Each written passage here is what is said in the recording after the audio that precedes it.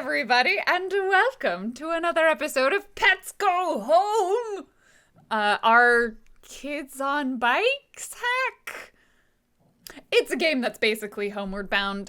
We are going to be following the wonderful and magical adventures of these beautiful animals that you see in front of you, these beautiful humans playing various animals of varying degrees. I don't actually know if any of you have, attractiveness as a specific quality. I don't know where I'm going with this. We're going to watch them go on an adventure as they attempt to navigate their way across the wilds of Southern California to make their way home. And we will find out how that's gonna go for them. But in the meantime, let's welcome all these wonderful people in. It's lovely to see all of you here. If you are just joining us today, you may recognize many of these faces from a wonderful show that we all did together called Shadowrun CorpSINS. That was a thing that happened. We did it. It was very fun. And I need to mute Slack because I unmuted it earlier, and fixed it. Pets on legs. What about legless pets though? What about snakes? Snakes don't have legs. Don't they have and fish lots don't of have really legs. Small legs or something? Snakes have no. What? They are. I think you're confusing snakes and millipedes. I'm gonna look into this. I think they have lots of really small No, legs. they don't. They have ribs. They have ribs. Yeah, they have one. They Okay. eat things with little legs. All right. So anyway, yeah, you might recognize us from Shadowrun. We're not playing Shadowrun tonight. We're playing Kids on Bikes. And we are also doing this to benefit Unexpected Productions, which I will pass over to Tony to talk a little bit about. Yeah, Unexpected Productions, which a few of you in the chat room have visited. It's an improv theater in Pike Place Market in Seattle, where they throw the fish. We don't throw the fish. We do theater and comedy, and it's where tons of us met, or things adjacent to Unexpected Productions is how we met. They, like everybody else, are, completely sealed off, and it turns out dark rooms full of people are not things that can happen right now, and that's what a theater is. So we're Lauren and everyone else here is doing this to benefit Unexpected Productions, help them keep going. They're starting to produce improv streams, and to help them come back as soon as we're allowed to come back. So if you would like to help support, you can see above us towards the top of the screen how much we have raised so far. And over in chat, !donate will get you the link to the donation. For Tiltify, all the proceeds are going directly to the theater. None of it goes through any of us. So you can donate there. It counts. It is a charitable donation. So whatever tax nonsense that means, you can say. And there are also some cool rewards that donating can provide in order for us to influence and help, or in order for you, I should say, to help influence the story. For example, we are going to meet a character this week that was both named by someone who donated last week, and separately, their appearance was voted on by the various people donating towards the goal. So there is a poll that you can participate in regardless of how much you donate. You can also donate for a diversity tokens, which are basically like fate points or stop us from dying points, except that's not really a thing. Let us do cool things, or in the case of Tony and Claudia, let us use all of the points that belong to us. It's fine. And those points are adversity tokens. They are essentially allow them to re-roll or do other things like that, or to add to their roll to help each other out. So you can donate for those, or you can also donate to name NPCs. And I'll be keeping track of those names because, as we all know, I'm not very good at names, so I could use some help. So those are cool rewards. Click on the donate link over in chat and help us keep this awesome theater going. So with that, let's introduce who all of these wonderful humans are before we meet all of their wonderful animal versions of themselves. And then we will roughly review what happened last time. There's not a whole lot to review, but we'll go over it just in case. And then we'll jump right back into the action because, gosh darn it, golly gee, we did leave off on a dramatic moment. It was definitely a thing. So let's go around in a circle, but I'm going to start directly above me with Cheryl. Oh, surprise. Hi, everybody. My name is Cheryl Platts, aka Muppet Aphrodite on Twitter, Twitch, Insta, whatever. By day, I am a software designer and own my own company, and by night, actor/author. So I'll be playing Cheeky, who is a bunny, and their pronouns are they, them. My pronouns are she, her. And we'll go over the other way to Janine. Hello, I am Admiral Asma on all of the things. And I'm going to be, my real name's Janine, she, hers, and I'm going to be playing Coco, formerly known as Lola, formerly known as Buttons, the elderly chihuahua of the group. She's doing her best. Next best. up, we got Dan. Hi, I'm Dan Poslins, at Dan Poslins. I'm a video game developer, and I am going to be playing Renee, the goose. He is a goose. He is a goose. He's doing his best. He is magnificent. Is he though? Claudia, you're next. I'm next Hi. technically, but whatever. No. It's cool. I'm ready. I can do this. I'm Claudia, but on Twitch and Twitter, I go by Jackidash, Kidash. Oh. And I was not expecting that. Thank you, Tony. I had those, and then they were confiscated from my possession as a child. A year ago. What was I gonna? Oh, my own pronouns are she and her. I am playing a character called Chip, a field mouse with explosives, and That is not a consistent feature of your field mouse. But okay, continue. canon for right now, and the pronouns are she, her. And Tony. Hi, I'm Tony I Beeman. get I'm really at confused. Tiny Beeman on Twitter and Instagram and Twitch or Patreon. Website tinybeeman.com. I just made a video for how to light yourself well, if you're interested. It's a very good video. So you can find me there. I'm an improviser, photographer, illustrator. I'm playing Phantom, the Korat cat. He's not actually a pet. He's sort of, the family is his pet, in his opinion. Yeah. Good. That's what we need to know. We will learn much more about these characters. I'm Random Tuesday. You may know who I am because this is my channel. I stream and I play tabletop RPGs and I make cosplay. So with that, let us remind ourselves about episode 1, the kitchen heist. Our dearest pets of the family, specifically the family, the ones that live with the family, however they define themselves in relation in their pet-like qualities, are Lola and Phantom and Cheeky. And they are the ones who live with the family. And they woke up finding themselves one evening, kind of, or early, late night, early into the morning night part, that part of the night. Found themselves in a van, or in the family van that had clearly been driven on some sort of joyride by human teenagers that had been consuming some kind of human nip. They had crashed the vehicle and scarpered away, and leaving our dearest pets in their tragic fate, perhaps forever to be locked inside of this van. Until, of course, Renee, the goose, discovered this van along with their... I'm going to say, temporary companion. It's probably the best definition of the relationship between Chip and Renee in that moment. Companions of convenience, perhaps. Found the van. Friends without benefits. Yeah, friends without any benefits. Opened the van and let the pets out. And they have a series of conversations about whether or not they're all going to starve to death, whether or not the humans are going to come back for them. And eventually, Chip discusses the existence of the fabled Mouse City, a magical, mystical place that is quite tempting to many of the pets. Both Cheeky and Phantom are particularly intrigued. Lola is still pretty confident that Coco. is no, but also they should find the family. In both of those instances, going to Mouse City and towards the family do seem to be in a similar location. So they are currently all allied on their quest to Mouse City / the name of the family was the Johansons. Wait, did I change? Oh, maybe. I think yes. Sorry. Yeah, it did a thing. Sorry, not Lola, Coco.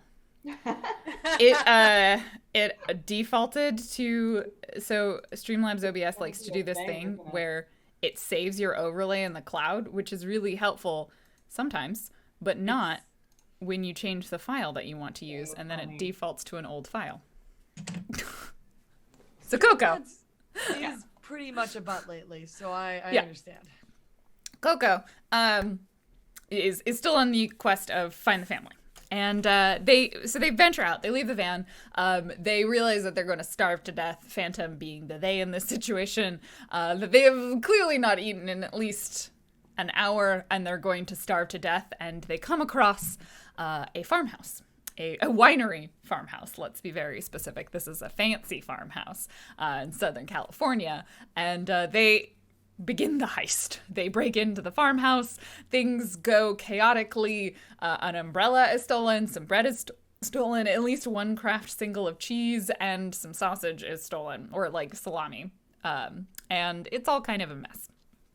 But they leave, having claimed their prize, and venture towards the wooded area near said winery, making their way to Mouse City. And they rest for a little while. In trees and on the ground, depending on the character, until they are so suddenly attacked by vicious squirrels. I think this is sometime late morning. The sun has risen, the day has begun, and the squirrels have decreed that these humans are in, or these animals are in their territory and must be disposed of. And an epic battle commences between the pets and the squirrels. It is quite well done on some of their parts and less so on other parts, depending on who we're talking about here. But Chip, brainy, clever Chip, the tiny mouse, discovers in, like, left on the ground, probably by said same teenagers who were consuming the human nip, a bag of poppers. And we will we bring into the scene that we saw right at the end of the last episode, which is Chip, our very small field mouse, holding a bag of, like, those poppers that you throw on the ground, and they go, and they make a really loud noise above their head, and says, "I have the puppies! Stop! Everyone stop!" And then I'm pretty sure you threw them on the ground, right? I definitely threw at least one directly on the ground in front of me on a rock. Yeah, I seem to remember you were gonna throw the whole bag on the ground. Well, that does seem like a late night decision for Chip to make. So let's do it. You certainly don't have to, but I feel... No, let's do it. Let's start a forest fire. I feel... They're poppers. They shouldn't... Okay. Maybe they're not poppers, and we'll discover that when you make your roll. All right, so what skill do you think you're using? Like, what... Well, I know it's not brawn. Whatever it is, it's not going to be brawn. I would like to argue grit. You end the sentence there. Because grit is for tough. I mean a toughie. I feel like this... Okay, what's your objective? Throw them on the ground and make all the squirrels run away. I feel like that's a charm. You are trying to, like, that's intimidate them into leaving, but you do have a thing that makes it easier for you. I am a child mouse, and a child mouse. Well, you also literally have a bag of poppers. Oh, well, that too. Like, if you were just trying to yell at them to make them go away, I'd be like, you're a small mouse, they're a bunch of squirrels. So I feel like this is... let's make this a 9, because you're still a small mouse, but you do have the poppers. Okay, so I have a popper.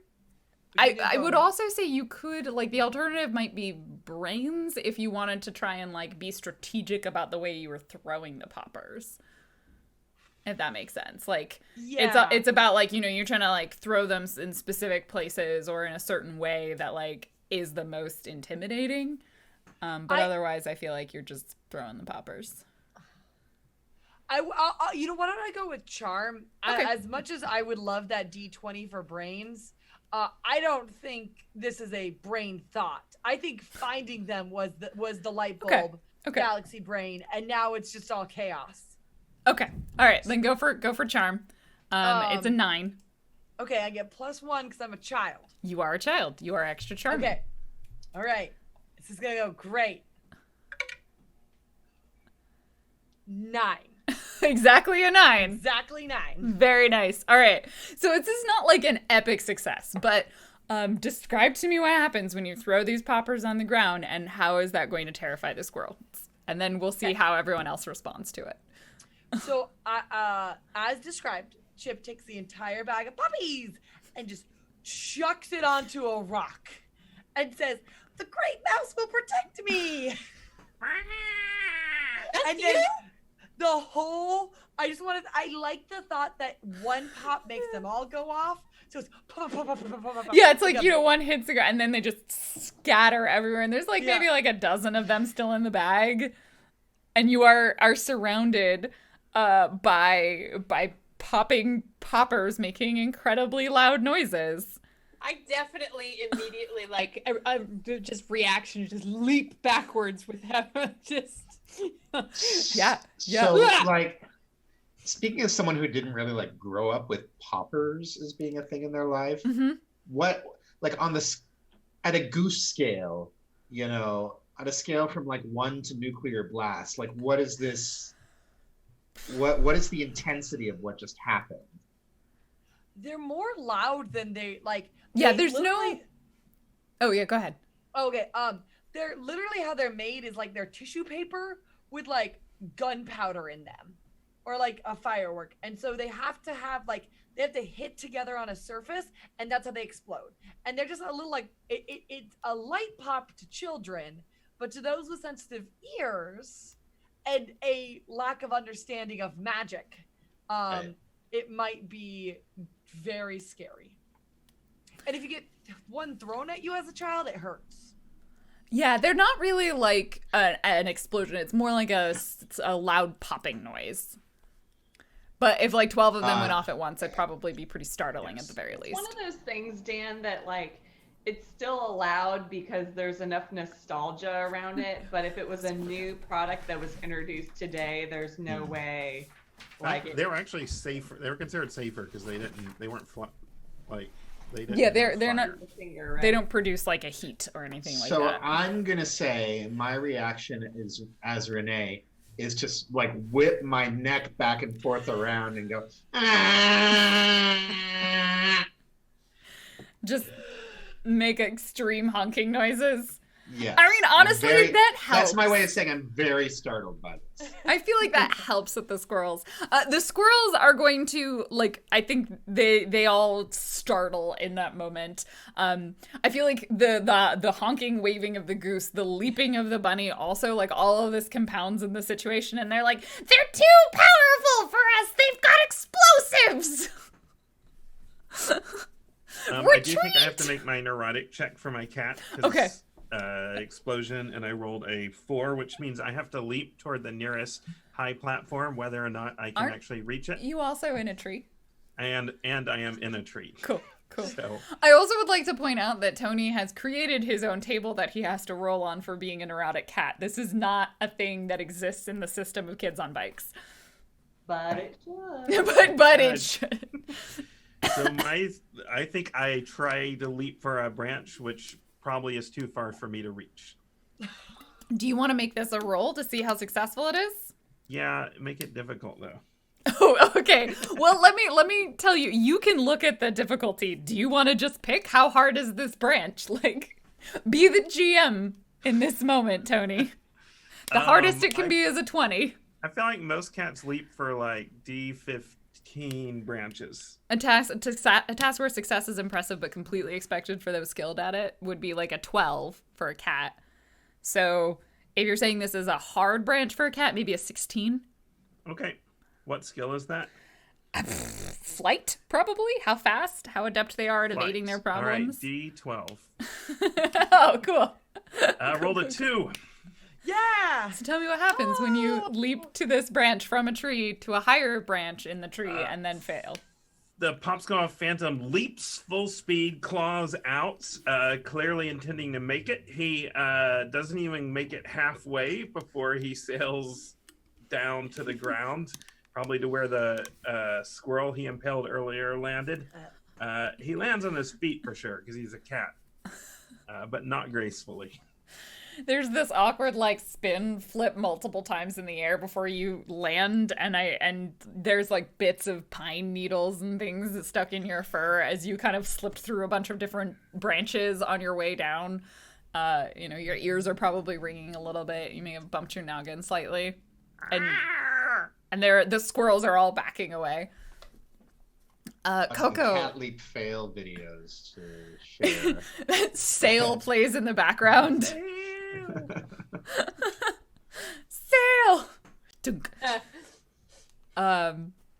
Okay, so you fail to make the leap. The squirrels will all continue backing off. I think they probably fling some things at you. We're gonna say that for the sake of this, because it's PG, it's acorns, and other things like that, as opposed to other things that squirrels might fling.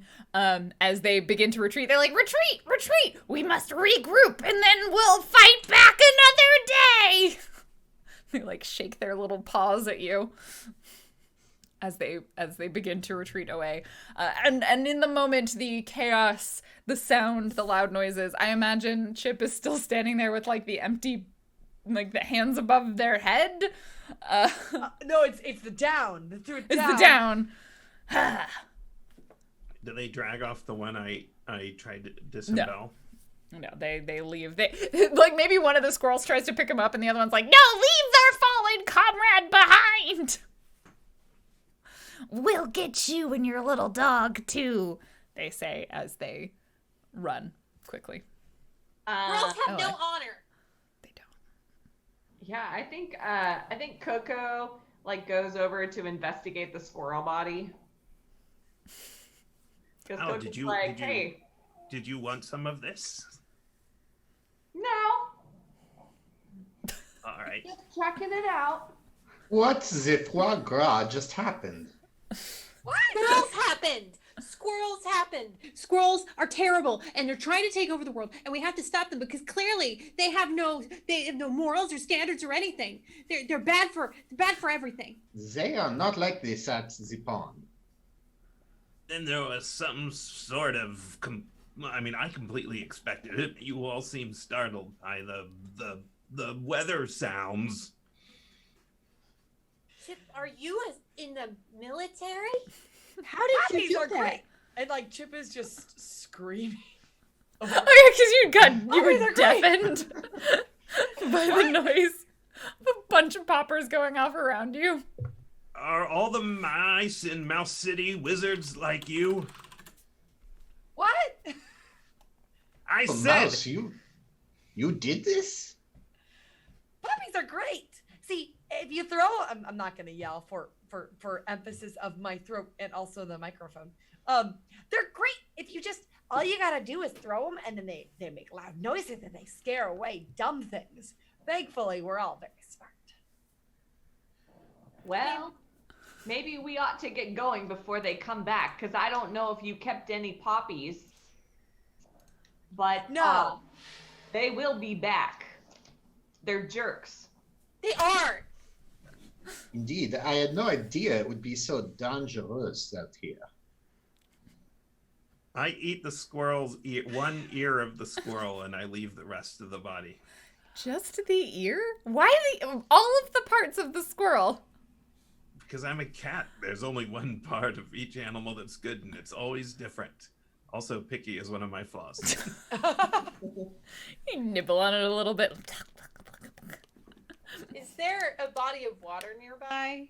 Yes, there was Yeah, the I river. feel very dirty from at contact with squirrels, so I'm just gonna Mm-hmm. hop over and clean my paws a little bit. So you continue on towards the sound, and you can vaguely hear it from where you are, and you kind of all registered this when you slept near here last night, the rushing sounds of the river nearby. And as you hop towards it, I think there's probably like a little offshoot stream that you like maybe get to first that you can clean yourself off in, but nearby you can definitely hear the sound of much louder rushing water, as if there is a larger body of water nearby. And I don't know if that's a familiar sound to any of you. Yeah. I mean, I think Coco knows about bodies of water, and Coco really likes to go to the beach. So I think she's probably like, is it beach? It doesn't smell like beach. Oh, Coco. She's doing that thing where she's just like standing, sniffing, being like, beach? Is Phantom just carrying the squirrel? Mm-hmm. Okay. I carry it in case I come across any humans I need to give it to as a gift. Right. Phantom, what are you? We don't need to. No, it's good. It'll keep the other squirrels away from us. It'll serve as a warning. Humans love squirrel bodies. You have to leave them on their porches as presents. They can't feed or fend for themselves. Is this what big mammals do? Because we don't do this. Birds do not do this either. It's very strange, your humans. Humans like it when you rip things apart and leave bits in different places for them. So you can do this like with a squirrel body, you can do this with paper bags or stuffed animals, or even any sort of, things like potting soil, and she just goes on. Why is it you are so eager to please them? What do you owe to them that would make you be so subservient? Why do you not just take whatever it is you want from them? Make them respect you for the elegant creature you are. You misunderstand me. I have to take care of them. They serve me. They bring me food whenever I want. They provide shelter for me. And to take care of them, to make sure they're all right, I give them little treats. You have to do that so that you avoid mutiny, because if you're mean to the humans, sometimes they rise up. It is no way to live. Well, it's a family. It's a relationship, Renee. It's, they do things for us and we do things for them. And it's kind of a two-way street. I have never had a family. I grew up by myself at the pond, and I do not know what it is like, what you describe, but it is strange and bizarre to me, which I realize means the same thing as strange. Renee, you've never had a family? No one to pile in with your 300 siblings and be all cozy? And then you're like, maybe one day. And then the older ones who don't have teeth tell you all about Big Mouth City. I was a lone egg. I hatched out of it. And I went off on my own. I never knew anyone to be my parents. I live at the pond. It is my home and my castle. Look, families are amazing, though. Holidays. Geese have special roles of honor at the holidays. Like at Christmas dinner, the goose gets to sit in the middle of the table. Oh, really? I did not realize we were of such importance to your families. Yes, the center of everything. There is much I have to learn, I suppose. Your ways are strange, but I find them intriguing. Families are great. I do not need the comforts of other creatures when I have all of my stuff. I miss Ricky and Annie. Are they the geese that you live with? They're the humans that we live with. Oh, this makes more sense. I'm actually not sure. Phantom must have some books or friends or something. I've never seen a goose at a Christmas table before. They used to have it before they went with the vegetables and they started eating plants because the big one got fat and the less big one made him not eat meat anymore. Charlotte's paleo now. Wait, are you saying they eat the goose? Well, yeah, I mean, that's what geese are for, to be honest. I do not approve of this at all. But to be fair, he's eating a squirrel right now, so his standards are questionable. Yes, This two is kinds true. of animals, food and people who eat. I do not trust you, Mr. Phantom. You do not seem to have the interests of the rest in your heart. Well, I didn't choose what to be. Is it my fault I was born the most majestic of animals, the king, the top of the food chain? I will keep an eye out on you. The one on this side of my head. He like swerves his neck around. Just like, imagine you just sort of walk around, but like you keep looking with just the one eye. Basically. Good. Good. Coco's gonna run, kind of pick up the pace and go towards the water. The sound of that water. You pass the small stream. It's that one's easy for you to hop over. Might be a little bit harder for Chip, but there's those little rocks you can. Is there little rocks? There's Yeah. probably one that I have to swim through. Yeah, and there's the a little like, bit. tail floats.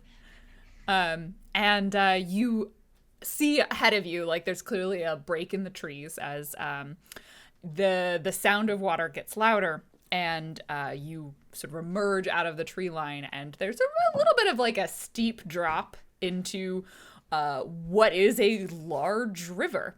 There's maybe like I don't know if you've seen like the really big rivers like out in the peninsula and stuff where there's like trees and stuff like on islands and things because the water level is like kind of relatively low. So it's wide. It's probably pretty deep and fast in certain spots. But there's, like various tree logs that have fallen in different places. There's like small islands. It is a large running river. Ah, yes. La Rivière. Indeed, La Rivière. Someone was flushing a really big toilet. This is huge. Clearly, we came the wrong way. We can't go this way. No, this is the correct way. I had forgotten there was the river here. If we'd stayed on the road, then perhaps there was the bridge, but that is very far from where we are right now. You could double back all the way to the bridge. Well, clearly we have to.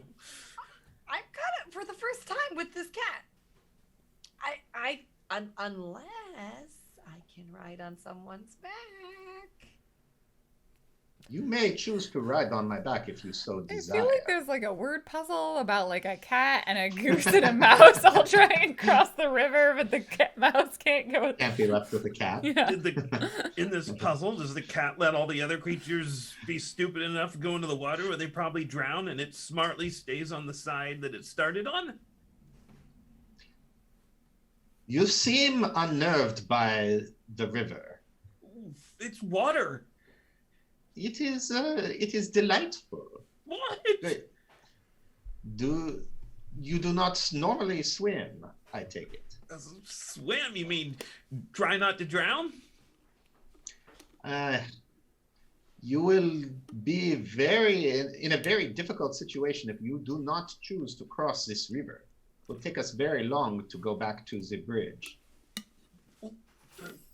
Nobody told me that it was some sort of thing of water in the woods.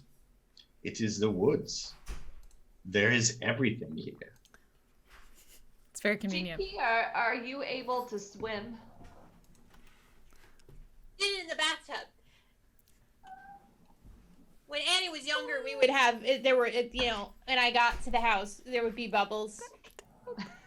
She would get mad at me because I would try to eat them because they look fun. It's the cutest thing ever. I will say, like, if you sort of scan the area, there's definitely like some enough trees. Like, you could probably make your way across without swimming. It'll just be a different challenge than swimming. Like, swimming easier for Renee, climbing probably easier for Phantom. I will climb these trees, and you all can drown if that's what you choose. Little mouse, do you wish to hop on my back? Yes. And Chip like kind of like scurries and like sits in between the two wings. Like there's tells that there are these big waters that are dug up by angry hands, and then you ride on big metal. The things you say make no sense. All of this can But- happen at Big Mouse City. Yes, you keep saying. I do not think this thing you say exists, but I find it oddly delightful.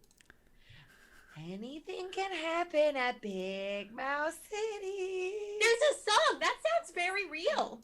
Yeah, I didn't just make that up. Besides, Chip is an expert at weaponry. And why would someone who's an expert at weaponry lie about something as majestic as a mouse city?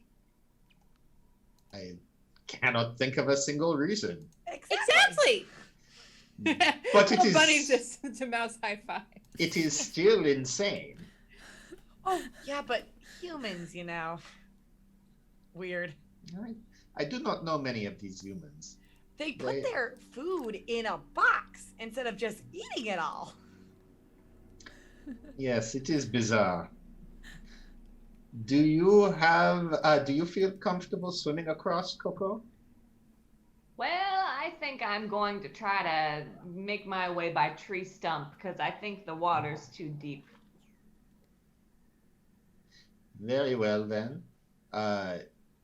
It seems we are in agreement that Chip and I shall swim across, and the rest of you will make your way. Swimming too. Pardon? I'm swimming too. Oh, okay. I need to get, I washed my paws, but it wasn't enough. There's just squirrel all over. This will be good. Yeah, it's a full-on bath. Yeah. It's very fresh spring water. A little cold. Very well. Cheeky, do stay upstream of me, just in case there is a current. What's upstream? On top of your head? You'll figure it out. With that, I hop into the water and begin paddling. Paddle. All right, so Chip, you are gripping onto the little feathers. I am nestled in a small circle in the middle of the big waves. So I think this is probably brawn for just the brute strength of swimming across something. I feel, or maybe it could also be grit just for sticking with it. It probably depends on how quickly, efficiently versus just and how close you end up to the direct opposite bank as opposed to just further down.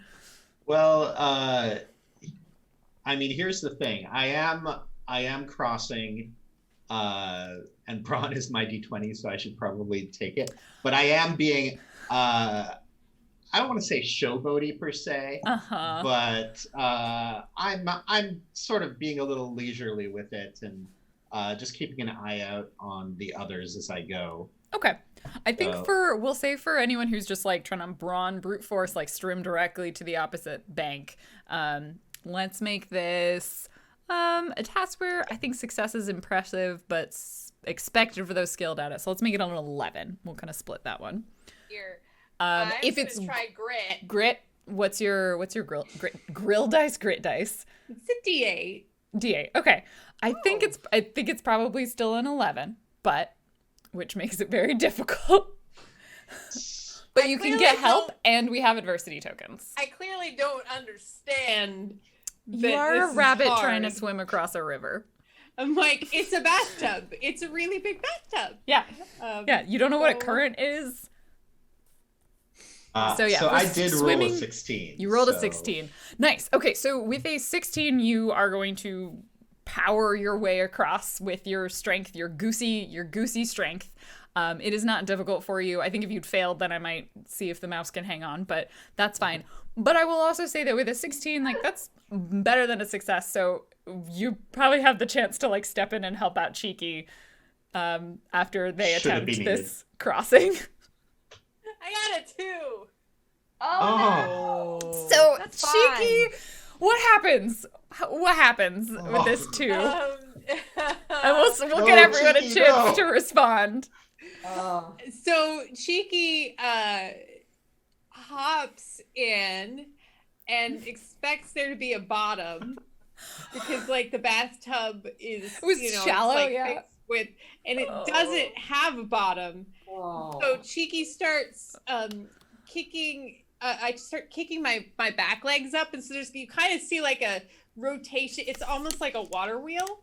So I keep flipping up and then coming up and then like trying to being up ahead for a couple seconds, but then not understanding how balance works. So then I flip underwater again and then flip up, and so I'm like haven't quite drowned, but I think you're just getting swept away, right? Like in the Yeah, current, the small rotating bunny fluff is drifting down in the current. Oh, poor Cheeky. Goodbye.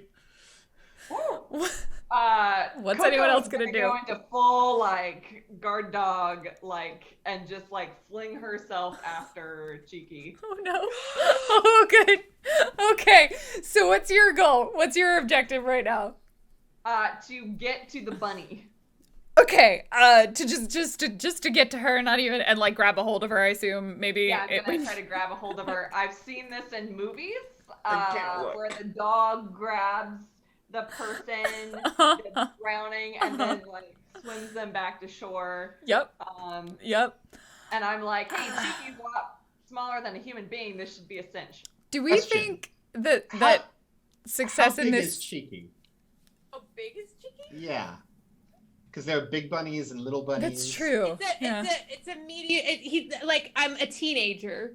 Yeah. So I'm not a full-grown bunny. I need a comparative picture between a bunny and a chihuahua to know which one's bigger. Is this like a Teletubbies bunny though? Like the 30-pounders? No. It's not one of the giant. No.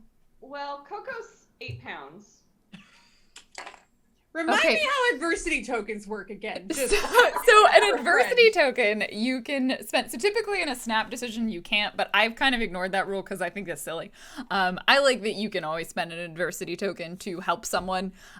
So whenever you do, you may spend. You have your own adversity tokens, and then we also have the group ones. You spend one adversity token, and your number I think always refreshes at the top of every session. I think it's 1 at the beginning, and then you get another one every time you fail.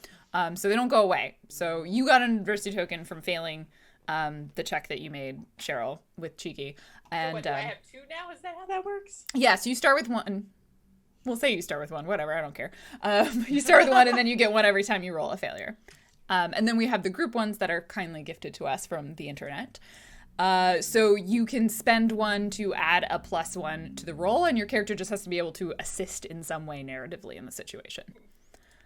So I'm just looking up the sizes of how big is a fully grown rabbit. And it says are usually weigh between 7.5 and 10.5 pounds as adults. Great, so I'm 5 pounds. Yeah. Okay. So standard Rexes. I don't know what a standard Rex is, but it says standard, so it's probably a normal sized rabbit. For comparison, this is my dog, and she's 12 pounds. Like roughly like half of a Jane Boston, right? So yeah, you are slightly larger, Coco, than Cheeky, I think is what we're saying. But you're like pretty close in size. Like, but technically you have the edge on Cheeky, and you're also a dog, so you are already slightly better in the water. Yeah, well. Based on the pictures you two sent me of your pets, Cheeky is definitely bigger. I was picking the shape of the ears is what I wanted. Yeah. Well, so I don't think. Well, no, first we got, but Coco's running in, so I Okay. want us to see how this goes. Yep, because I please. feel like Coco's reaction is just like, I'm going in, and you're probably like, oh, what are they doing? Well, yeah, I'm like off going,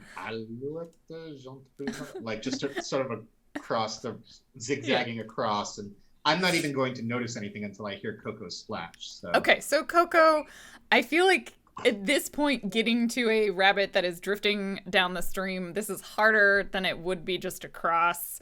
So let's make this. What's your approach, do you think? Because that'll sort of determine what skill it is. I think she's actually, it's a lot of dog instinct, but I think she's also like water. So I think she's going to run along the bank. Ah, And then like I like it. from the like the little dog like howl kind of like wolf Okay, thing. okay. Yeah. I feel like that might be a flight then, or maybe a brains. Okay. That sounds like you're trying to like get there quickly. You're trying to like go along the bank rather than just jumping and swimming Catch up straight with there. her. So Yeah. let's go then with a little bit harder than the original. So let's make this a 13. Okay. You are Let me get my dice roller up here. trying to get to a bunny that is quite small in a river that is slowly drifting away. I would like to use 2 tokens to reroll. Ah, is that your lucky ability? Yeah. Haha, you may. Do you have any tokens of your own to spend, or do you want to spend 2 from the pool? I'll spend 2 from the pool. I don't All right. think I don't know if I have any. All right, chat. We're running low. We got 1 token left. I mean, Jeez. it's for the. Oh, I guess bunny. actually we have 2. Sorry, there was a donation that came through in between sessions. That was for an adversity token. Probably read that donation. I will read it at the before we go for a break in like a few minutes. I will. Yes. Okay. So I roll an 8. They're both gone. Tell me Thank what you. happens. Because I also, like, I'm not gonna lie, we've all seen Homeward Bound. I prepared for a scenario in which you are separated. What? I mean, by prepared, I just What assumed the that it is party? possible that you might get separated by the river challenge. I didn't think this was possible. Did you not you're watch Homeward dead. Bound? I've seen it once when I was a child. But Okay.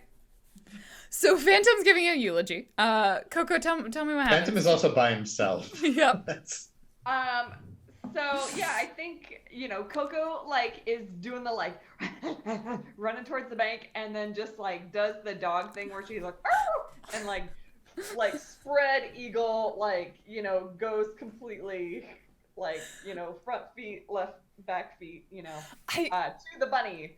I feel like you get to Cheeky, but you are also quite small, and I feel like the two of you, though, like you get like a hold of like the scruff of Cheeky's neck, like you're just still, both of you are kind of swirling and spinning, and no one has control over who's swimming where. But we're together. Can I, Yeah, as she you're comes together. over, can I like see the way she's swimming and try to Oh yeah. emulate Well, it? do you think how well do you think you're swimming, Coco? As well as a geriatric chihuahua in a river current could. I mean, I think Coco actually probably would have been fine in like still water. I mean, I don't think she's afraid of water or anything like that. But she's an 8-pound chihuahua, and she hasn't had her glucosamine now for over 24 hours. Oh no. Oh. She's Just a little stiff and arthritic. Yeah, a little bit. Okay. So we'll come back to you two, I think, in a second and see. I feel like you can probably try and adapt, and like both of you can attempt to recover into a better swimming, like to just stabilize yourself in the water. But I'm curious now, does Renee and Chip do anything, and does Phantom do anything other than just like talking about how they're dead and gone? Phantom probably runs along on the tree branches, having in mind to like knock a branch down, but I don't imagine he has the ability to do so. So he probably just thinks he's watching them die. I never thought I'd see a rabbit by the rabbit, but it's gonna. And now the dog too. They're already dead. I can tell. Renee, the moment he realizes that there's a problem, he will turn and make a beeline towards the moment he can recognize where Cheeky is, and if he can, like he will just like reach down with the beak and pluck her out of the water. Okay, Cheeky and Coco. All right, so Are we like chained? I mean, yeah, I think Coco's holding on to Cheeky, and So that's a good question. Like We'll find out. Renee's gonna try to pluck Cheeky out, but if Coco is attached to Cheeky, then that could be... I think dog that's... collar on. So if anybody needs to get some purchase there. Oh, that's true. It's true. You could pick up by the dog collar, and Coco's holding on to Cheeky. Okay, so it sounds like we've got Coco and Cheeky trying to stabilize themselves in the water. We've got Renee goosing back to pick him up, and then we've got Phantom trying to like knock a branch into the water to rescue them. Just running along the branches. Just running. You don't want to make a keeping roll to try. You can try, but I'm trying to imagine how a cat would like tear a branch off. I mean, it'd just be a 20. Right, like here's what Phantom does. He tries to he just sends some leaves down at them. just some sticks end up in Like the water. whatever he's capable of ripping off, which I imagine is a dead squirrel and some leaves. Okay. So a dead squirrel like floats down the river next to them now. And some leaves. Grab on! Dead bodies float. So let's do the stabilizing. I feel like it's either brains or probably more likely grit, because you're just trying to like get your bearings in that moment. Unless you have maybe flight could be another one. You're trying to evade your problem in this instance, which is rushing down the river. I'm gonna do grit or brains, whichever one you say I gotta do. I think either of them work. Just kind of tell me what your approach is. Just to right yourself in the water, I think it's probably a 7. Okay. So I've been spinning around a little bit, and I had been in the bathtub before, so like once I realized that my feet can't touch the ground, I eventually stopped. Can't do like the toe bounce. Yeah, I stopped like overcompensating and flipping around, and then I'm just kind of watching Coco and trying to match the pace at which Coco is doing the paddle, because I think I might have been a little bit overzealous with my bunny instincts, and I got a 5. Okay, so your difficulty is a 7. Not rolling as well. So- Well, I have 2 adversity tokens. You so could fine. spend an adversity token to add +1, and Coco could spend an adversity token to add +1, which would get you to a 7. Ooh. We have 3. I mean, is the alternative drowning? Like, No, I think it's that I'm drifting away. I think that it's drifting they're farther away. Yeah. farther away, so I'm no longer next to Coco. I wasn't Yeah. able to stabilize. I'll tell them how brave you were. I kind of just leave it up to you. So we can totally have you you can succeed. We've got 2 tokens you can spend. Or do you want to take the narrative that you drift further away? Totally up to you. I think I drift further away. I think there's just a little bit. I'm no longer spiraling like a hamster wheel, but I'm not able to match Coco's pace appropriately. Mm-hmm. So I think you end up maybe getting caught in like a different drift, and so the 2 of you get separated as you're like, I got this, and then you realize that like Coco's pretty far away from you. And you're like drifting diagonally towards the other bank because you're like, yeah, I'm supposed to be over there. I got this. I'm drifting towards a bank? Yeah, but you're going towards the one you were trying to get to, the one across the river. Okay. But that's not so bad. close. I can't watch. Goodbye. Just you'll I'm gonna like I figured it out. It's that way, right? Yeah. You're just getting farther and farther away from them. You were supposed to stay upstream. Upstream. You didn't define upstream. Renee, you get over to the swirling mass that you assumed was Cheeky, and it turns out it's just Coco now. And Coco, are you trying to like right yourself from like flailing around in the water? And I actually rolled 18. Oh wow. It's spectacular.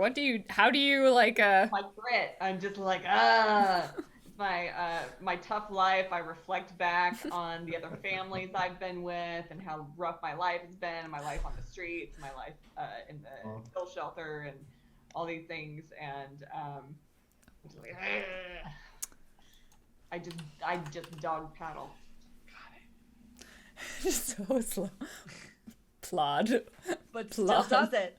Yeah, you do it. You like stay next to the bank. So Renee, you get up and like Coco's already rescued herself by the time you get there. All right, I hop out of the water, and I sort of sit back down so So I think Chip can shimmy off me. yeah, I think you and Coco probably make it to like one part of the riverbank, and Cheeky's gonna drift like a decent way down because you're kind of using the current. And we have not yet clarified what happens with Phantom. Renee, can you grab Cheeky? They seemed like they were doing okay. You think I ought to go down there? They just don't know what the water is. I tried to grab him, but I couldn't. So what do I currently think is sort of the danger level for Cheeky? Like, are they going to be really separated from us by a lot, or is it just like, oh, give them a couple minutes and they'll be back with the rest of the group? Or I mean, I feel like that's kind of up to how Renee views Cheeky, because like even 100 yards further downriver for a rabbit is probably like the distance, which isn't that far, but also like, how competent does Renee think, like at survival, does Renee think Cheeky is? I kind of sigh and then do like a kind of thing. And then I say, you pets, you do not know how to go home. And then I hop back in the water and I just head down to where, in the direction I saw Cheeky go. Okay. I know we have to deal with Tony, and I don't want to take it, but I'm going to state that Chip stepped off. Mm-hmm. So I'm standing next to Coco. Okay, so we have Chip and Coco resting. Chip's super tired from riding on Renee's back. Renee. I think Chip did a lot of panic this. Good. Burnt up all your energy. Yeah. Renee's going after Cheeky, who's successfully swimming, but mostly like staying afloat, being drifted downriver on the current.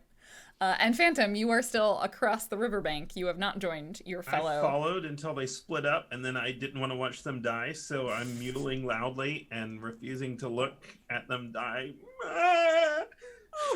I'm gonna starve out here by myself, not even make it. The mouse is probably dead too, and I won't even get to go to Mouse City. And I'll have to tell my humans that their other pets are dead. This is awful. Poor Cheeky, poor Coco. Coco and Chip, I think you probably hear this. You hear something, maybe Cheeky at this point, but it's far away. There's the sound of a river. I feel like Coco and Chip, you're close enough. You hear this, like a cat yowling.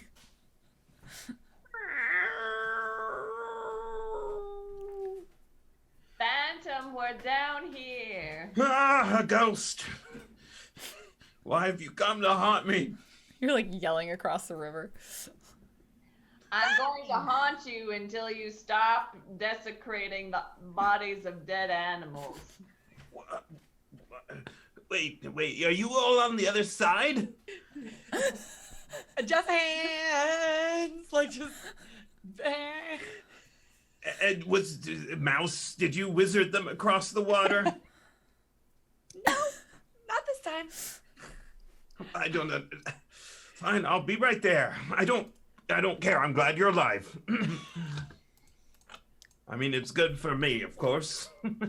I would like to try to leap across the limbs to get across the water. Can I do that? You may. I think this is definitely a flight. To gingerly make your way across the various tree branches, logs, and like stuff that has fallen. I think this is another 11. And it's flight? Yes. Seems like a flight. Unless you have maybe an argument for something else, you could, but. Well, probably not. I don't think I can charm my way across. That is the like one thing I think you couldn't make an argument for. Right. I try my best, and I roll an 11. Oh wow, very nice. So I leap across. You said it was how hard? It's an 11. It is 11. You exactly Okay. got it. I thought I missed it by one. Well, we do have 4 adversity tokens right now, so. I just make it, I guess, across. I'm very nervous, but I refuse to let anyone know how nervous I am. And I climb back down. Well, I am relieved you made it. It would have been difficult to go on without you there to help provide food. So, I like you too, Phantom. what? And I think that's a great place to take a break on the like Cheeky just swimming. Or come back to Cheeky and Renee and see how that resolves as the group will attempt to get through the 100 yards and meet up with each other. And then we will take a quick break between now and then. I do have some wonderful donation messages and donations to read out. So first one that came between sessions was from Finlay Shards. Thank you so much. Their message, thank you all for another source of enjoyment, distraction, and so many laughs. All of you are incredible people, and it is wonderful to see you all together again. Happy to help support great causes and help the survivability of our wonderful cast. Thank you so much. Thank you, Finlay. Thank you. Demolition with another one. We have to save Cheeky, the mainframe of support for the team. Rainer Terror. Subtle. Cheryl's continued bunny paddling is too adorable for words. You're very correct. And William looks like the river is depleting the pond. Oh no! Ooh, what will happen? Maybe there won't be a pond for you to come back to. I cannot even imagine it. All right. And also there is a poll that you can contribute to, which has some suggested locations that they might find themselves in episode 3, which some of you may notice that there may be a theme that may or may not be related to a location that we've been alluding to. Anyway, we're going to take a quick break. We will be right back. So get yourself some water, stretch, do all of those fun things, and we will see you in just a moment. Hello, everybody. Welcome back. I always have this moment where I'm like, oh God, am I muted? I'm not muted, I think, but I panic about it every time. Hello. I hope you had a wonderful and refreshing break and you acquired yourself some sort of refreshing beverage and possibly used the facilities, you know, all those important bodily things to do. We are going to jump right back into the action. We left off with our dear bunny Cheeky swimming for their dear life, except quite successfully, but also much farther away from the group than was originally intended down the stream. And Renee, the goose, he is attempting to catch Cheeky and prevent them from drowning or getting too far away. I am now French too. You see, 2 of us can do this. What? No What, comment. Dan? No comment? None? Okay. I'll just get in trouble with the GM. Wait, Coco, where's Cheeky? So, and that's where we'll flash to Cheeky paddling their way down the river. Renee, you are, I think, successfully able to catch up with Cheeky eventually, but I feel like what I want to do is just to kind of see how quickly you do it to sort of determine like how far, how far Cheeky has like drifted down the river before you get to them. So I feel like this is less like a success failure and more of like a degree of success, probably on with flight. Okay. So just give me a roll and we'll kind of see how it goes. I got a 7. Okay, a 7, it takes you probably a little while. You decide why it takes you a little while. I think it's like I start heading down there with purpose, but Cheeky's pretty small, and I'm like sort of have to look back and forth to see where they are. And then I get distracted for a moment by what a beautiful morning it is. So and, pretty. you know, it's really nice on this river. But then I remember what I'm doing, and then I spot Cheeky, and I pull up alongside them. For a while, you're just sort of paddling and drifting, and then Yeah, I'm like, oh, right. Yeah, all the other animals. And so, yeah, I just paddle up alongside Cheeky and say, you are heading towards the shore? Yeah, we were going to the shore, right? Yeah. it's a little farther than I thought. And this is not a bathtub. It is that way, I indicate. Yeah, you're just, like diagonally. Yeah, it's, I keep trying to point myself towards it, but then the water just keeps kind of pointing me sort of diagonal. So, but I'm trying hard. Yes. Do you require assistance or Resistance? assistance? What does assistance mean? Here. I could give you a shove. That sounds like a fight. I do not intend to fight you. I'm pretty sure I would drown you badly if that were the case. I'm trying to get you to this shore so that you may reunite with your friends. I mean, I would allow a fight roll to give them a shove, I guess. I mean, we'll see. What? Well, you seem to do this water thing a lot. I do. In fact, I live in the pond. Oh. It is much like this, but not moving as much. So would you say you're like a water expert? I don't brag, except to say, yes, I am the best there is at the water. Okay, you can push me. So, I've never done this kind of thing before, but at the same time, I'm feeling kind of about it. So I just dip my head down and like somewhat gently, but not too gently, just like knock Cheeky towards the shore.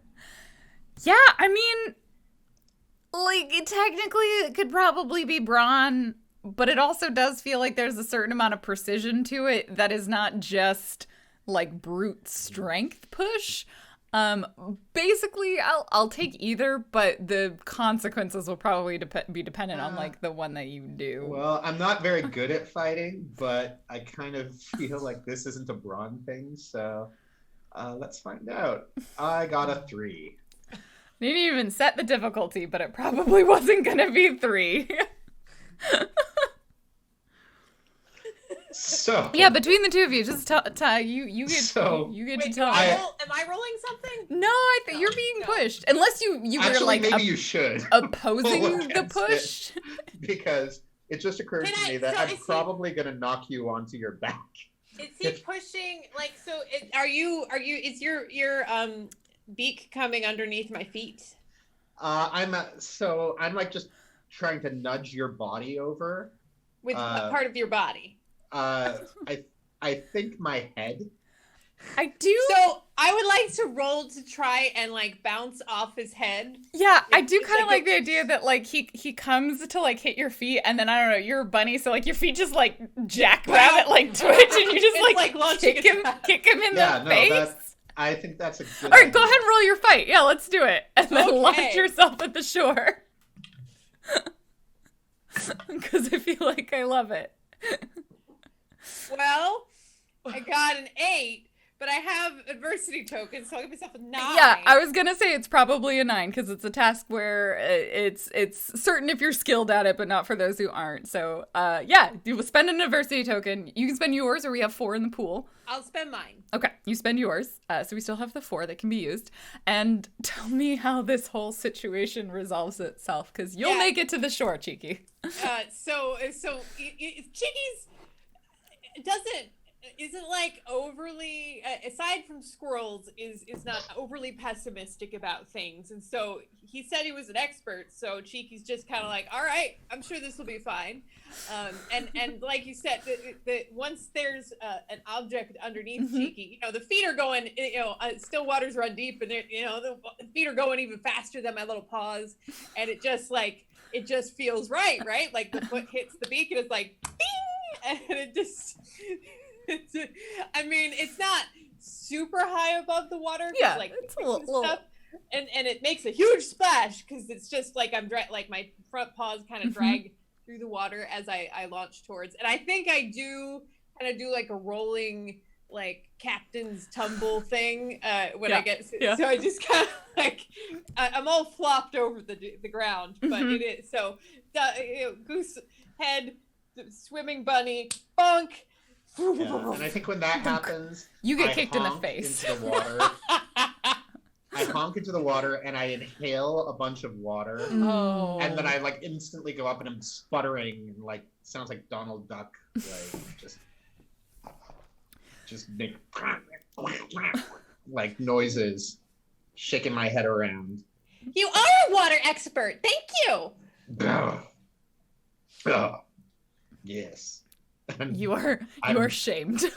I'm hiding my shame. I paddle over to the shore. And I feel like the two of you ended up reasonable ways. Like you can't see where the others are, partly because there's like forest in between you and where they are. You would maybe if you yell, like you can hear some, like you hear the vague cat yowling for a little while, but you're not close. You know that you've definitely been separated for a little bit. What was that? Yeah, Is Phantom dying? I do not know. I feel like I nearly died out there. This is the limit of my territory, you understand. I do not often cross this river. I will see you over back to your friends. And then I think I must go back to the pond where it is safe. Well, all right. We'll be sad to see you go, Renee, but sure. I don't really know about territory terribly much, but I'm sure it's very important. It is what defines us in many ways. Okay. And I'm trying to like not next to Renee, but I like hop a little ways away, and I'm like hopping around in a circle to kind of dry off a little bit. So but it looks like I'm playing with myself. I'm just Yeah.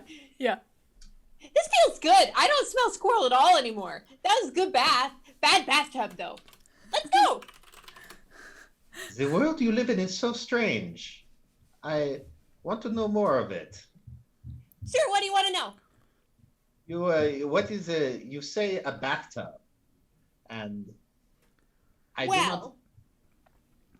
it's like a big bowl, and it has it. You know this? You said this is a river, so it's like it has a river you can turn on and off. I took a bowl once. It was not something I could swim in. It's a bit big. It's definitely bigger than you. The bathtub's like 7 of you. Well, I believe your strange cat friend. I heard the noise in this direction. We should head over there. Make sure you all are safely brought back together. Thank you. So how are the two of you going to navigate your way to the rest of the group?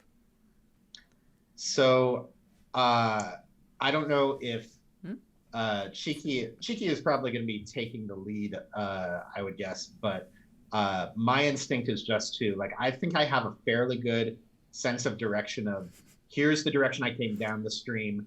I can go back up in the other direction. If I see Cheeky head off in some other direction, I'll follow them, but for the most part, my inclination is just to stick to the riverbank. Okay. I think, sticking to the riverbank is probably not a particularly difficult task, so I feel like we should resolve what the rest of the group does to determine whether or not they stay in the same spot, because that will determine the difficulty of finding them. So we just continue discussing the particulars of bathrooms while But the rest of the we switch to the rest of the party. Yeah, it sounds like Cheeky and Renee are going to mostly follow the riverbank, and then Cheeky's going to follow their nose too. So, but let's see. We cut back up. We sort of drift up the river as the camera pans over to Phantom and asking, "Where's Cheeky?" Neither of them ate any squirrel. They've probably starved by now anyway, if they didn't drown. I can track them. I can smell them. Really? How good's your sense of smell, Coco? Kind of. I think I can. Oh, raccoon. This isn't going to be like that time back before we moved when you followed that strange dog for 2 miles and it turned out it was you? Oh yeah. Well, this is completely different. I know what Cheeky and Renee smell like. This is a wild goose chase, if you ask me. Well, Phantom, what do you think we should do? Do you think we should just abandon Cheeky? So, as you are sniffing around, Coco, you smell raccoon. You smell a couple of other things. I don't know if you have like a particularly strong sense of smell, but Oh my. you smell a sort of a faint whiff.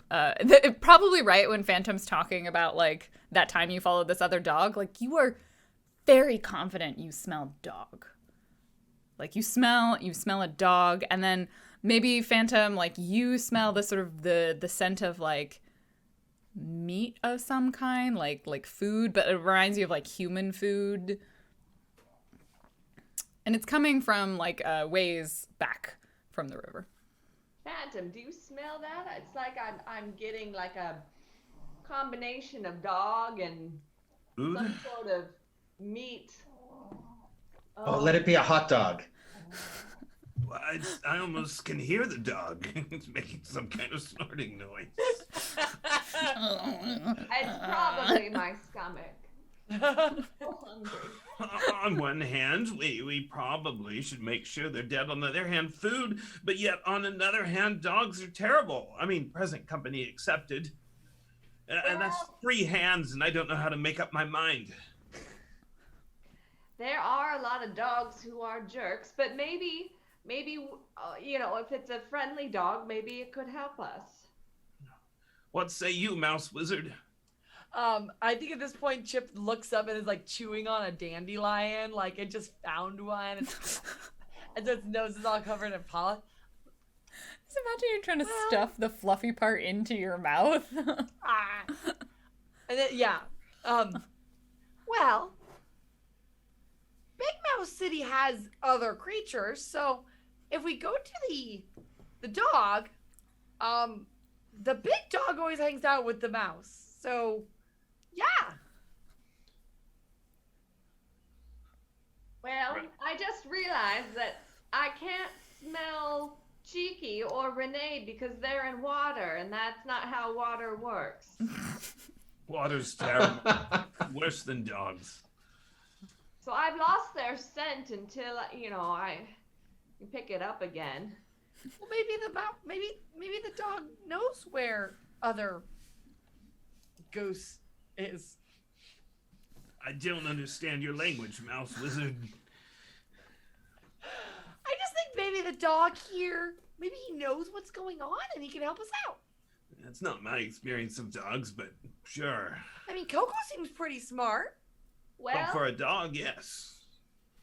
but if I call upon the other dog to adhere to pack principles, then we should be able to get the help we need. All right. Well, that's the best hope I've heard. And besides, there is a food smell in that direction. And I'm going to starve soon if I don't eat. Well, given that Renee can fly, maybe we ought to let them find us. Yes. I like it. See, Renee knows everything. It's big, the biggest, and obviously that means the best. So you'll find us. Can Renee fly? I assume so. I've never Got seen him fly. feathers. I'll believe it when I see it. I'm sorry. I love as a GM, I'm like, yeah, logical scenario. You just sort of wait there. The other group will come find you. But I'm going to present you a scenario in which you'll want to leave. And you're like, yes. Trouble? All right. I agree with Coco. They're probably dead. We should go toward the food. It's decided. Although not on the same criteria. All that three of us. make decisions, but we've decided. I'll do as a different criteria. All three of you have decided, for very different reasons, you begin heading in the direction that you smell both the human food and this mysterious dog. You're heading essentially like perpendicular, probably the way you would have gone. It ends up connecting into like what you imagine to be a sort of a hiking trail, probably, although none of you necessarily know what that is. I feel like for Chip, you're just like, this is a wide open space with less stuff for me to hide under, and therefore it is always terrifying. I stick to the grass. Yeah, and Just on Coco, the you're like, corner. oh, this is like where we go on walks. So you sort of recognize there's like a little bit of a path that you end up connecting onto from somewhere I off this occasionally river. mark our territory. You can, yeah. That's not a thing I need you to roll for. You can just Good. choose to pee on things. Like, Free action. yeah, so peeing on things is a free action. Unless you've decided that you need to roll to urinate, that's up to you. I am not going to waste mine like that. Yeah, you're not gonna do like a nervous little nervous piddle. Okay. Nope. The red-haired veterinarian removed the crystals that made it hard for me to mark my territory. Good. She's not always terrible. So you head perpendicular then away from the river as we follow along this trail, and you're sort of sniffing. And I think you hear, as you begin down this trail, you hear the like some sort of like noise of actually, I don't know if they'd be talking, but maybe you hear like occasional like whoa noise of a human talking to a dog. And they're like, something, whoa, whoa, whoa, whoa, stay, whoa, whoa, whoa, whoa. And you hear the sounds up ahead of like some sort of dog like sniffing and sort of being restless and like running around a little bit. So what did the three of you do as you approach? And then we'll come back to Cheeky and Renee as they make their way. I think I want to head out first Okay. because I don't know if the dog would chase Chip and Phantom. Very reasonable. So yeah, Coco's gonna head out in front a little bit and kind of indicate to the other two like be careful. Phantom makes himself incredibly presentable by opening his eyes very wide. I stick to the bushes. I just like hide in the grass and then I peek out, but then I slide back in. Coco, you begin the approach. You poke your head and as you quietly approach, and I think it's like two dogs, right? So like one of you you probably both like spot each other right at the same time, unless you're trying to be particularly stealthy. And so we just see this small Boston Terrier, because this is what Chad voted on, just do the like point and look at a specific direction. And we hear a sound of a human going, whoa, whoa, whoa, whoa, whoa, whoa, whoa, as if they are talking to this dog. And I think the two of you, your eyes like meet through a bush. Because you're both at like the same level, because you're both tiny dogs. Yeah. That is a dog. What are you doing here? Yes, it is. What Who's did there? humans Who's there? do to it? I can smell you. Hello. You hear that noise. Who are you? What do you want? Right. Just like that. Hi. My name is Coco. Can I approach? We see the dog and they like look back at the human. And the human's like, and we see now they're eating like a ham sandwich, and that's clearly like the smell that you've been smelling. And they're like, and then they just, I'm gonna come to you. That seems safer. And the dog just like darts into the bushes. And the human's like, whoa, whoa, whoa, whoa, whoa, whoa. But also extra like that because their mouth is full of sandwich. Yeah. Hey. Hey. Circle around and like sniff each other's butts for a while. Yep. Who are you? My name's Coco. I'm trying to find my family. And we realize when you see this this Boston Terrier, they only have one eye. No. Yes. Who are you? My name's Pierre, but they call me Pickles. I don't know why. It's not my real name. I've had so many names. They sit down and just start scratching I've had themselves. so many names. Some of them were good, but some of them were terrible. They're so terrible all the time. Except, you know what? Not always. Sometimes they're actually kind of nice. So, what brings you to this neck of the woods? Scratch, scratch, scratch, scratch, scratch. Is your human trying to train you? What? You hear the sound of a human being. Whoa, whoa, whoa, come! Whoa, whoa, whoa.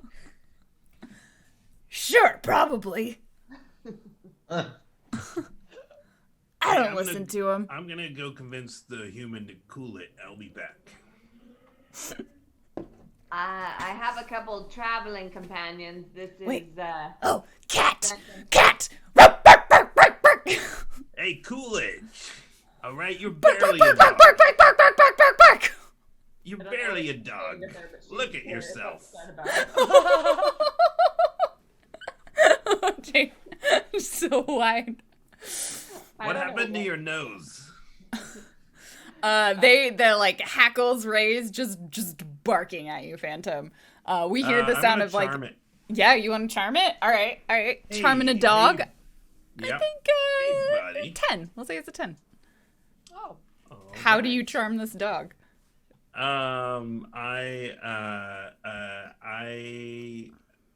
I try to alpha it. I'm like, hey, cool it, all right? Look, I'm in charge here, man. It's all good. Okay? You just take it easy. We're gonna make sure this all works out, all right? I am an amazingly charming cat who rolled a 2 on his charm check. Just cool it, man. I'm in charge here, all right? I feel like Pierre, he just enters into a frenzy. And like this is, you know, like we see in Pierre's eyes like a flashback to a cat like tormenting him, and he just leaps at you, Phantom, and he like is gonna start wrestling with you, just like and we hear the sound of like a human starting to like scrunch their way through the underbrush. And I feel like that's an excellent moment for us to transition back to Renee and Cheeky. Oh. So we're walking. So Oh, that's yeah. how a toilet works. And I am utterly baffled. This is But isn't it great? Some of the stinkies go away like magic. mine just go wherever I choose to leave them. It But is what happens if you leave? That's the thing. If the humans live in the same place all the time, so their stinkies just always stay there unless they have a magic toilet. it's so complicated. All of your lives are so complicated. You choose willingly to go back to this. Well, love is an interesting thing. It sure is. It sure is. Besides, they're the only ones that know how to make celery just the way I like it. And Celery. I don't see any celery around here. I found some celery once that the people had left on a table. It was good. Right? It's really good. But, you know, if they cut it just so along the long ways, then it's easier. I swear it makes the food, it makes it taste better. You intrigued me again. Hey, where are they?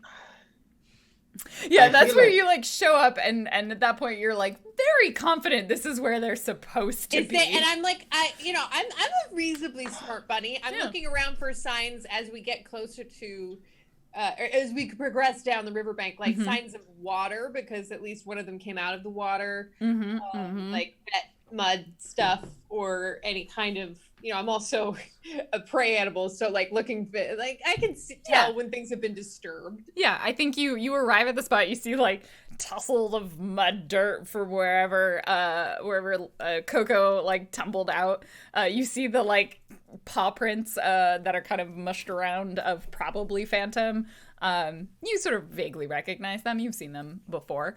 And you're very confident in this moment, like, this is where they're supposed to be. You walked all the way up, you, like, look across, you see exactly where you all jumped into the water. Oh no! What if the squirrels came back and chased them from here, where they should have been, where they might have been waiting? You I see don't some know. bits of a dead squirrel. Oh no! We Oh, need to help them! The squirrels! Squirrels! I don't know. This Well, is that's this right. is This not is your territory. this is not how I had planned for my day to go. Honestly, And then you hear Well- bark, bark, bark, bark, bark, bark, bark, bark. That's not a squirrel. I have heroic and protective, so I hear bark bark and I'm just like bam. Just like I follow the sound of the bark bark.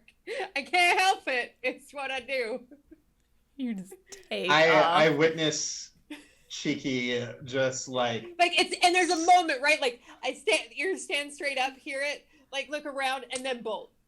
yeah. I see Cheeky like storm off like a gun that like a bullet from a gun that just got fired, and I was sort of in the middle of even just processing my feelings about all of this, and I just sort of look around and sigh, and I head off in Cheeky's direction.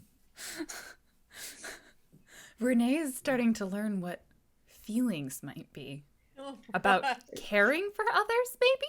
I don't know. It feels I strange. don't know that he's really processing it on that level, but I think he feels It's like a obligation subconscious thing. to. Yeah. He feels some obligation to fulfill his commitment to this group, to see them to safety, and he knows it will gnaw at him if he just leaves now. He'll never know the ending of the story. That's it. Coco! Bounce, bounce, bounce. You tear your way through. We flash back to Phantom being attacked by a dog. My neurosi roll says that I see a ghost that nobody else can see. So Okay. rather than try to fight back, I attack like a random space next to the dog. And I'm just Okay.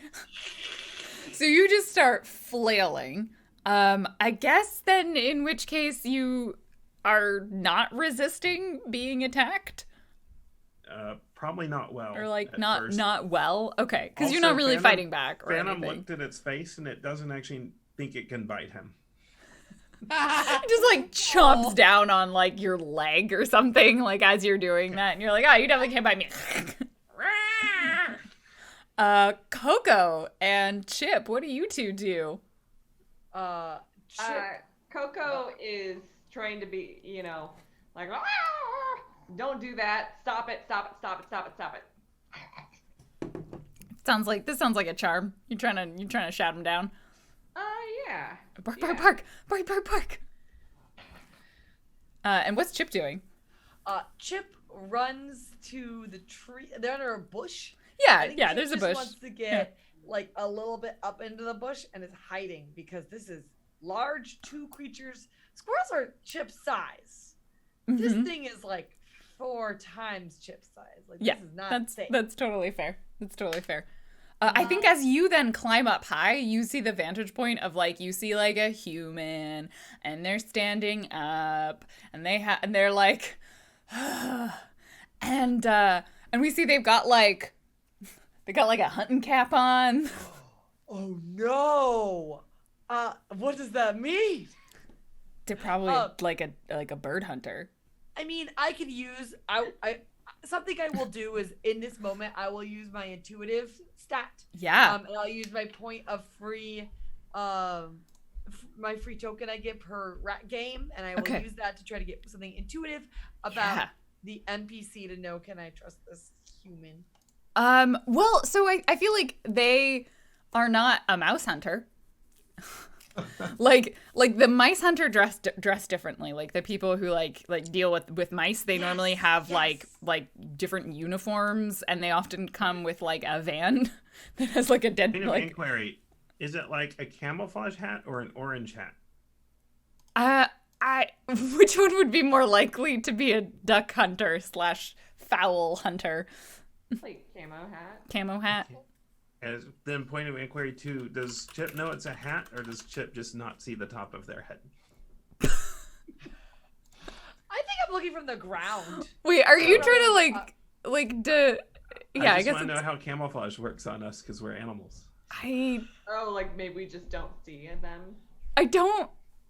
I think camo probably It has also involves movement. you standing still. So I feel like, Chip, you see things move.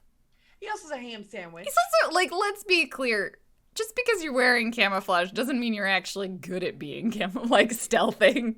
Like, they're on their lunch break. They're, like, standing up. They're, like, going over their dogs barking. Also, they bring a Boston Terrier with them. If you bring a Boston Terrier to a duck hunt, you've got trouble from the start. They're really in this more for, like, they're in it for the experience. They're not really trying to do anything.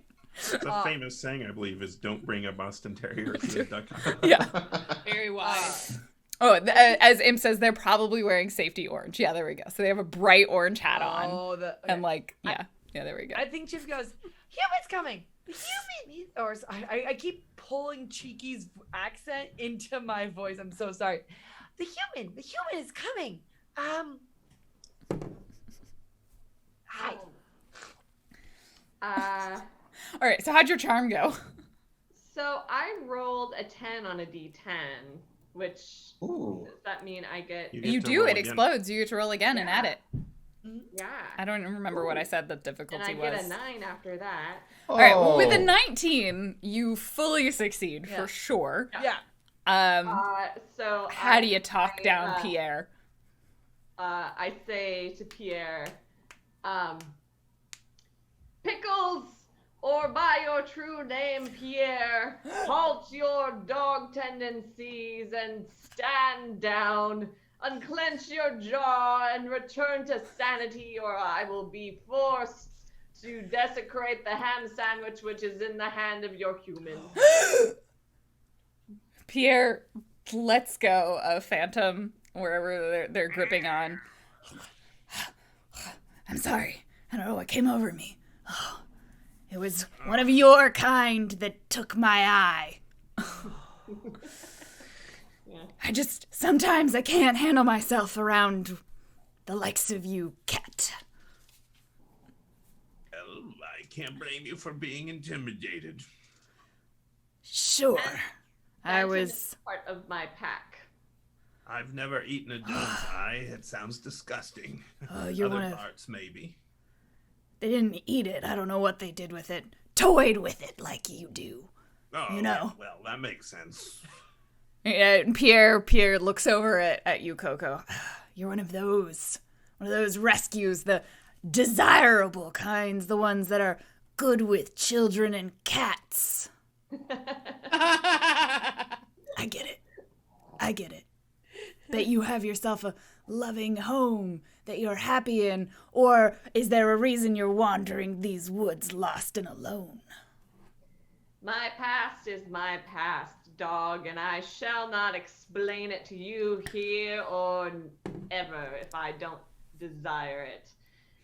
Suffice to say, I've lived a long and multi-sheltered life. Well, I'm sure you're very confident your humans will come for you. I hope so. Dead. Never mind, you don't seem so confident. I think at that point, I feel like simultaneously Cheeky like leaps into the scene, and the hunter like walks in and like stands there, and like this human. So Cheeky probably assumes that the human has been there the whole time and is the threat. Good. Yes. Good. Because Renee, you are somewhat a little bit behind, but you see, like, I feel like for you, this visual is perhaps a visceral one. I don't know, but you would recognize this as like dangerous human. They often make loud noises and then carry away like dead versions of dead birds. I don't know if I actually do recognize it or not. Or maybe it's not not, from a yeah. distance. It's not a visual thing, I think, for me. So I would probably just continue heading over towards there to see what's up. All right, Cheeky, you assume the human's the threat. What do you do? I'm heroic and I'm protective, and I think that I assume that the dog is not in a threatening pose at all. Like No, I think at this backed point, off. yeah, the dog's backed off. And this hunt. Well, okay, if the humans walked in there, then I'm already on alert and a little bit ragged. That's what I'm gonna think. I'm gonna think that, and I'm gonna probably think that I need to outsmart the human because I can't like bite the human. It's very, Like, that's it's large. Yeah. Yeah. So is there like a perception? Can I like assess if Yeah, there's it's normally anything? a brains to look around you. But honestly, with this, like, if you want to tell me that you think there's something around, like, that's also totally okay. Like, within the context of it being the forest or a forested area, but there's a hiking trail, there's people have come into and from this area. Are they like noisy things nearby, like pots or? The other thing I need. I mean, to if anyone know- else has an idea, feel free to throw something out there. The other thing you need to know. There's nothing in the hunter's hands, right? There's a ham there's sandwich, a which Phantom sandwich. is about to go for. It's just a sandwich, yeah. And maybe like I don't know. They could. What do you want to be in their hands? I'm not putting any ideas. I'm just asking, is there anything in his hand? I hadn't stated that there was anything else in his Great. hand. So there's nothing else in his hand, so we're fine. Yeah, he did not pick up the gun. Yeah, that's. No, that's. So I want to. It's good. If there's something that's a distraction, I want to like. I mean, there's like bounce. tree branches. You could like snap a tree branch in his face. Maybe that could be a thing. Okay, I look around and I can't see anything, and I'm like, and so I before I move because I can't like I've assessed. There's nothing. Coco, are we cool? Behind you, Cheeky I have just that shows moment up. of like bunny, but then it's cheeky. And I'm like, yeah, we're cool. Oh, I'm gonna hide. Then I bounce behind a tree. Okay. So All right. Who's in charge of getting the ham sandwich? What do you do then, Phantom? We just see a human No standing one else there. is. I leap for the ham sandwich in Yeah, the middle that's- of the chaos. That sounds right. That like the human steps into the clearing and then you just bounce into it. Because there's underbrush. Like you're all somewhat concealed. You're all smaller animals, so I don't think they immediately see you. And humans normally ruin ham sandwiches with mustard, but I owe Coco for saving my life from this vicious dog. So I'm trying to secure it as a food gift. This seems like a fight with the All human right. and their ham sandwich. Either that or maybe flight, but I think it's a fight. I think you are leaping, trying to wrestle a ham sandwich out of the hand of the human, but I would say they're not expecting you, so I feel like the element of surprise is on your side, so let's make this a 7. I rolled a 9. Ah, very nice. Tell me what happens. I grab the ham sandwich with my claws. I'm willing to I will take whatever part of it I can get. As much of it as I can get. Yeah, I feel like maybe some of the bread, like the person's like gripping it, so like you tear out the bread, but like the ham's like slides out because of all the mayo or whatever that's on it, and so they're just like holding like a chunk of bread in their hand at this point. But you're just like claws out, you tumble to the ground, you've got a ham sandwich. The person is like, what? I grab the ham and make my escape into a nearby shrubbery. What's everyone else doing? I would like to try, and knowing that the human is here, that means there's probably no human at the camp. And I know that humans often have things at camps. There is probably a campsite nearby, whether or not it's this person's campsite. I guess. Well, it's not like, oh, if there's a dog here and he's eating a ham sandwich, and it's not like you probably like set up camp on a picnic table. Ah, okay. So you're gonna go like further out, because there's definitely like probably further down the trail we would find like the parking lot, but I don't think we're necessarily like super close to that right now. Okay. That I think I do a little bit of scurry down and investigate where he came from, like try to get a clue to where we go next. Yeah, and I think you would definitely know, like, that direction leads to, like, road closer to city, like, but you're on a hiking trail, so they probably, like, hike in, go hunting, take a lunch break, like a zip block. Okay, okay. I do a little bit of recon and then, like, still try and stay out of sight. Not too far. Okay. Yeah, they're definitely not going to notice you. You're a mouse in the forest. The human is mostly stunned, I think, at this point, because a cat just stole their ham sandwich, and their dog is, like, there's another dog they didn't anticipate. Coco, what are you doing? Me or Dan? I think you're kind of the only one still left there, unless Renee like shows up at this point. I kind of like wink at Pickles here, which I realize might be a little disrespectful since he's only got one eye. But and this is not necessarily easy for me to do because I'm older now. But I'm doing a move from my youth, which is to like sit back on my hind legs and do this, and like just like cry a little, like oh. You're prairie dogging. You're trying to get a treat or something, like. I'm trying to endear myself to the human, because human's pretty big. And I want it to like me. And it might have more food. Okay. Yeah. All right. So you charm this human. And I feel like this isn't super difficult. So we'll make this a 5. All right. And we'll see how they respond to you being cute. I got a 9. A 9. So you pull a move from my youth. It's adorable. Super cute. Oh, let me show you how it's done. Immediately draw the attention, and the human there like, oh, and they do the like, oh, and they like lean down and they like pull on your collar and they look at it like, and I like give a side eye to Pierre, like. Pierre rolls his eye at you. Right, Just really surprisingly hard to do when you have to.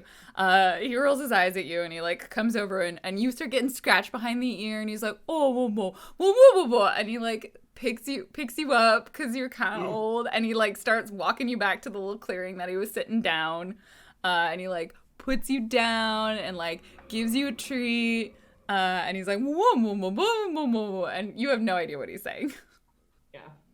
But you maybe make out like a few words, like I think vet is probably one, and then like owners maybe. They're like, you know, we as the audience would know. They're being like, oh no, where are your owners? It looks like you're lost. Oh, I guess I'll have to take you to the vet so that they can see if you're chipped. Coco he has a few. But yeah, they words. definitely give you some treats. Vet is one of them. And she's just gonna like book it out of there. She's like, you know what? Last time I went, I got spayed. I didn't like it. Oh no! So they're like about to give you a treat, and then you just book it. Well, I'll take the treat. Like I'll wait for the treat to make contact, and then I'm just like, oh. If I see Coco bolt, I'm gonna bolt after. Okay. And I feel like that's maybe the moment where all 3 of you, or all 4 of you, like, bolt and convene, and you just, like, stumble upon Renee, who has been, like, slowly plodding his way towards you. Because he's a goose, so he doesn't move that fast. And Phantom has a ham sandwich, and behind you somewhere is the sort of sad sounds of a human who didn't quite know what to do. So you have all finally reconvened. Is Pierre anywhere around? Because that's the one thing I was gonna ask Pierre for directions, but I think if you bolt far enough away, he won't be around. Like he stays with this human, and he sort of yells back, and he's like, "Good luck, you'll need it." I see the group coming over, and I stop where I am and say, "What happened?" We found food. Oh. And evaded capture. Coco was like, hey! And the human was like, hey! And Coco was like, hey! And then here we are. That human was gonna turn you into sausage for sure. Who, me? No, Coco. Oh. He had his hand around her neck and everything. Oh my. Well, with humans, you just never can tell. You know, most of them are good, but some of them are bad. Like dogs. Well, if it is a bad human, I'm glad you escaped. Where did the mouse wizard go? Like, just like from the grass. Like, always there. Great Mouse City is next. We're gonna go, I think at that point Chip lightly nudges Renee. We're gonna go, which way? Well, I think you did sort of scout a little bit. You're like, I know, that did? way Okay. is like road, parking lot, Road's city. that way. Let's go to the road. You are serious about trying to make it all the way to this imaginary city of yours. It's not imaginary. Oy. It's What not. What if we sneak into the metal horse of that human? You intend to pull a Trojan horse, as they say. Who said? What's a Trojan? I hear it around from the local historians. Oh yes, I know those. They're small, and I like to claw them, which is how the twins were born.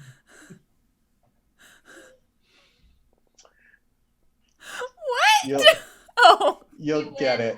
Oh, God. Humans love each other very much. The Trojan man comes to visit.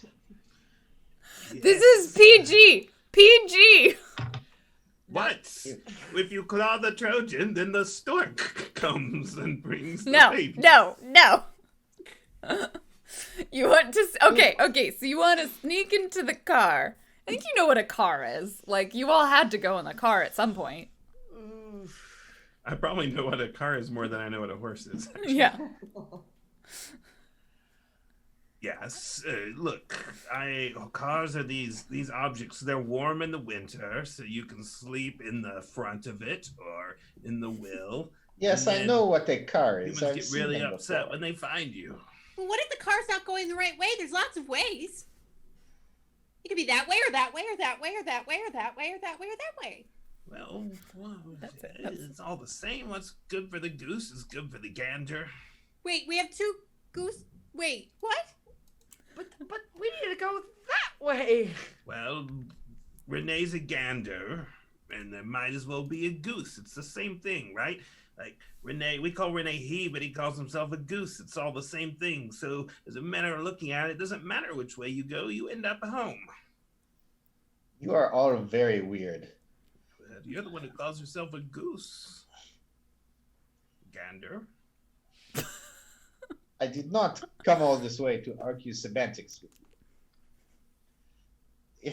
Chip, what do you think we should do? You're the expert. You're the expert on so many things. You're the expert on munitions, and you're the expert on the Mouse City. Well, the Mouse City is far off and there's a road. So if we keep taking the road, you will all roads lead to Mouse City. That way. And I think we all could go together. And perhaps after that, you all can go with Renee and find your family. Renee says this is his territory and he stays here. That can't be true. This is about as far out as I have ever been. I was not intending to lead you any further along. Renee, Yes. don't you have a dream? A dream of getting all the things? Well, at the Big Mouse City, all the things are possible if you just steal them over there. Everything is doable in the Big Mouse City, just far off. Over Everything there. is doable in the Big Mouse City. And I do indeed like the things, your nose makes. but I also think this mouse is crazy, and you are all crazy for believing in its fairy tale. But I also do believe that you will all die if you go on and follow this mouse. So I will go with you to keep you alive as long as I can. Big Mouse City. Big Mouse City. And with the chance of Big Mouse City, we will take our second break. We will come back to figure out if you're gonna hitchhike. That seems like a great plan. I love it. And see if we make our way to closer to Big Mouse City. Let's see where we end up. So we're gonna take a quick break. We'll be back in a few minutes. Take care of yourselves, and we will see you in just a moment. One moment. Welcome back. We are here with the rest of this episode of Pets Go Home, or in this case, Pets Go to Big Mouse City. Or maybe not. So I I added the honorific big. It started out as Mouse City, and now it's Big Mouse It's City. the Big Mouse City. Yeah, it gets more and more. Yeah, I like it. Big Mouse, great musical city. So for anyone who doesn't know, we are playing a version of, we're using the Kids on Bikes rule set, but we are obviously playing them as pets rather than as kids on bikes. They are pets going home. And we are also raising funds for Unexpected Productions, a local theater in the Seattle area. So there will be a donate link in chat if you would like to help us support keeping this theater going while it is not allowed to go in person, is basically what it is. Please consider donating to that link. It is a direct charitable donation. You can also get us adversity tokens, which you can see just above Cheryl's head, how many of those we have. You can help name characters, and you can vote on where they will end up. Some of you may notice a theme in the suggested locations for episode 3, but you may not. You may not. You can try and throw a curveball in it. Winning is really hard. There we go. You could probably. Oh, are you trying to point to the tokens? I was trying to point to the adversity tokens. That's fair. I failed. That's fair. Yeah. Yeah, that is perfect, Cheryl. Perfect. So Maybe the other way. that link in chat will take you directly to the Tiltify page for the donate, and I will read out shout outs to any donations that come through in this last section. So we left our pets as they had defeated Pierre and his owner. Pierre's seen some shit, but he sees less now because he only has one eye. So that was a dog that we encountered. And I believe there was some talk amongst the group. Renee has sort of resigned himself to continuing on this journey for fear of the others dying as they make their way to Big Mouse City, and also maybe their owners. Really, really hard to say exactly what their ultimate goals are at this point. But there was a suggestion that was thrown out to break into the car of one of the humans. Chip definitely spotted that further down the trail will lead to a place where cars will be, a parking lot, the car home, or place where cars are. So there is potentially some options for you all if you want to head in that direction, or you can try and do something entirely different. So where do we want to cut back in? Do we think there's not any really other challenges between here and the parking lot, so you can kind of just end it up there if that's where you'd all like to go? But if you want to go somewhere else, we can also head to an alternative location. I think Phantom divvied up the ham to anyone who wanted it. And then... Take some. I have a question. Did any of us actually see the vehicle? No, you're too far away from the cars to actually Okay. be near them. I think you just know that this is a trail that people walk down, and then eventually at the end of the trail there's cars. Coco has And some a road. concerns about fitting everybody in one vehicle stealthy wise. What do you mean? I mean, but it sounds like you're probably is the group in agreement that you're going to make your way to the parking lot? Sure. Okay, Cool. So in which case, we sort of see the group. We kind of cut back into all of you like peeking out in the bushes to this parking lot. There's not that many cars there. There's maybe like half a dozen. And I feel like there's like options of cars. There's like something that probably reminds you of like the Johansson's car. That's like some sort of station wagon. There's definitely a pickup truck. Ooh, the one with the bathtub. Yeah, the one with the bathtub that's empty right now currently. There's probably like a sports car, and there's a couple of other ones, but there's a few different vehicles. No. I have never seen so many of these cars all in one place. Oh, there can be like I'm bad at counting, but sometimes there's even more than 12 at once.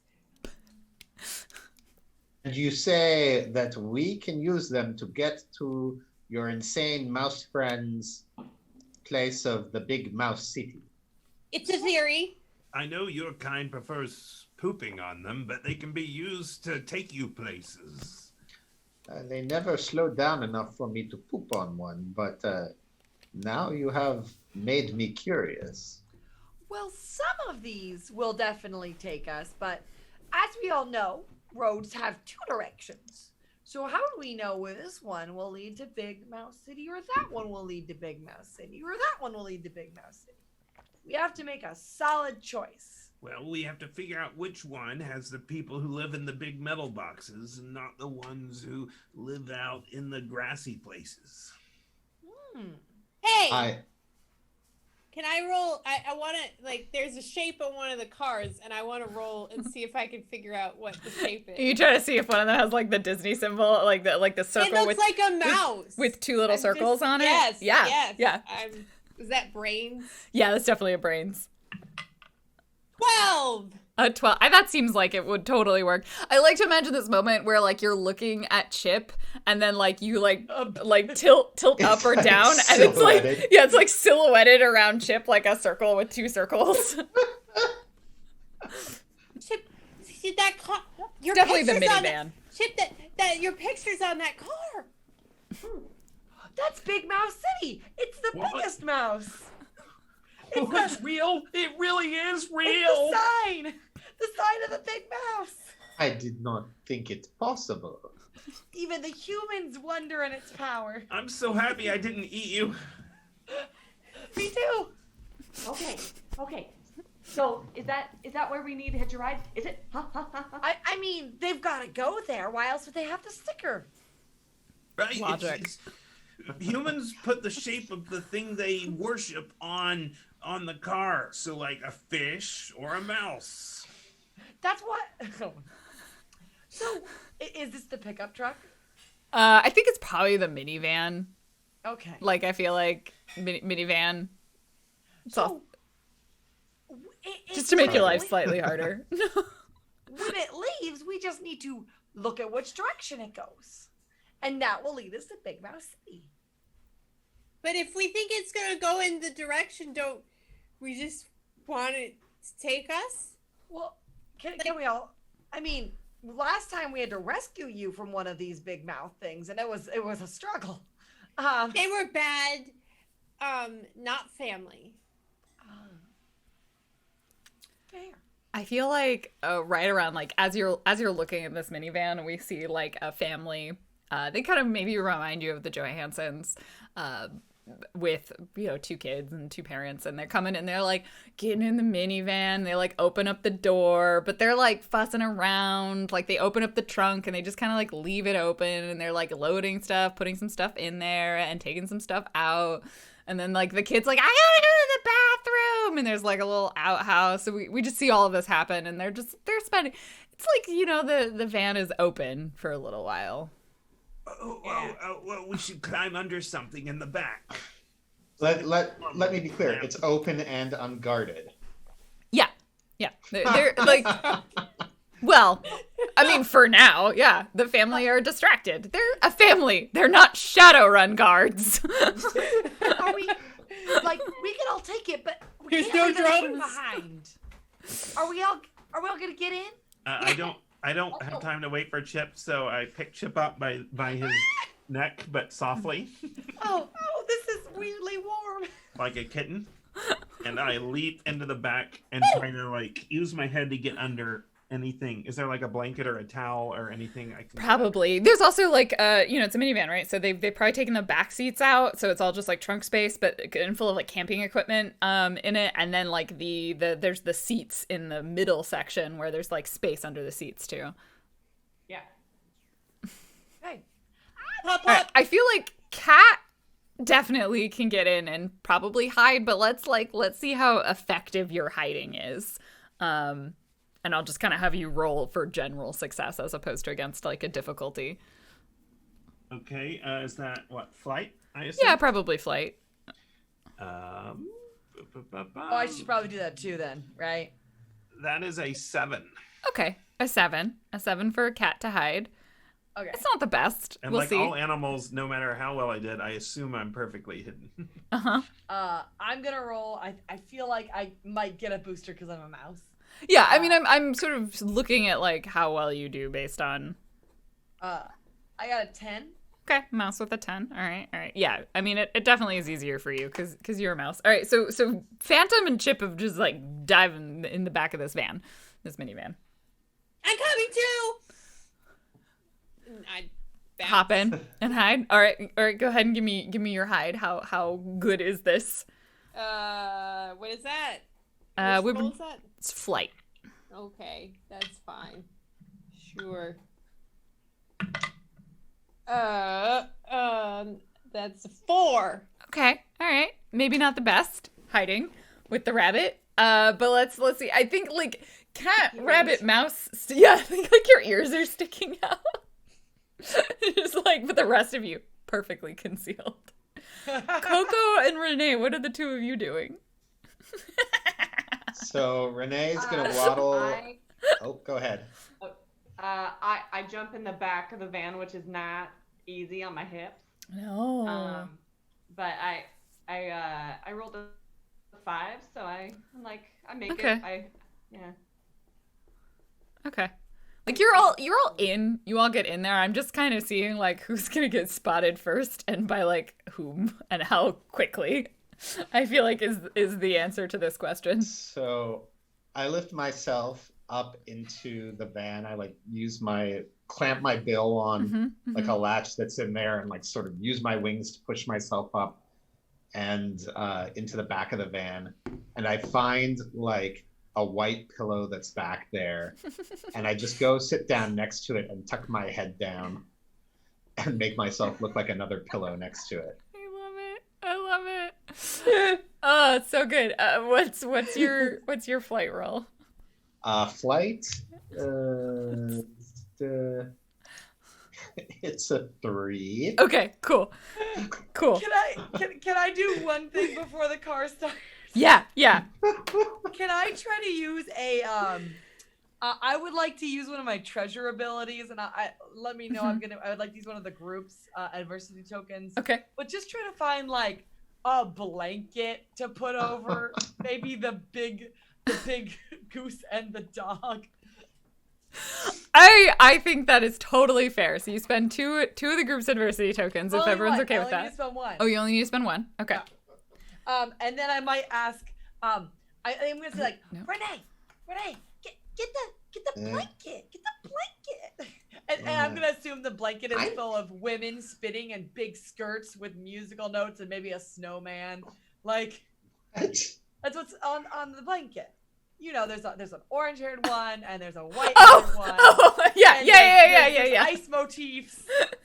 Yeah. There's two humans on it. There's a lot of snowflakes. There are words that you don't understand. I say, oh no, thank you. I am perfectly comfortable.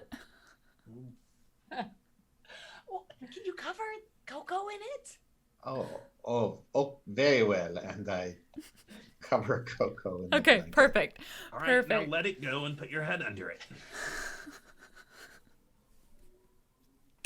So, I think because, one, I really like the idea of sneaking into the car.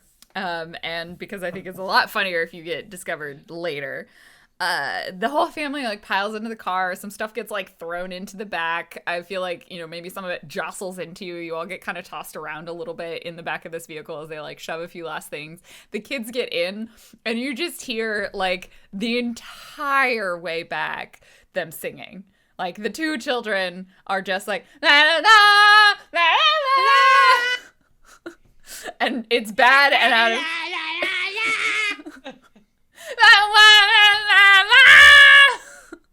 it's just that the whole way back. I like. For a long I'm next to time. Coco, and I whisper to her, "Is this really what it means to be human? Is this what you are missing?" Yeah. I But- do not understand. As you're driving, like his song. as you're saying that, like the kids have like goldfish crackers or like snacks, and it's like falling on the floor, and it's like super near you, Coco. Like probably like as Renee's like, "Is this what you miss?" And then you're like, "Yeah, there's snacks on the floor." Yeah. I'm waiting for it to rain. I'm just like, Snacks. Mm-hmm. So yeah, the goldfish crackers are falling, or you know, there's like a moving picture on a little screen above you. I'm kind of peckish.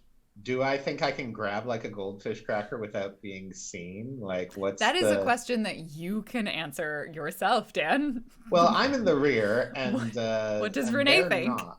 So, Renee is going to stretch his head out under the seat and just like have a well snack while he's there, and just see what all the fuss is about. These humans. Yeah.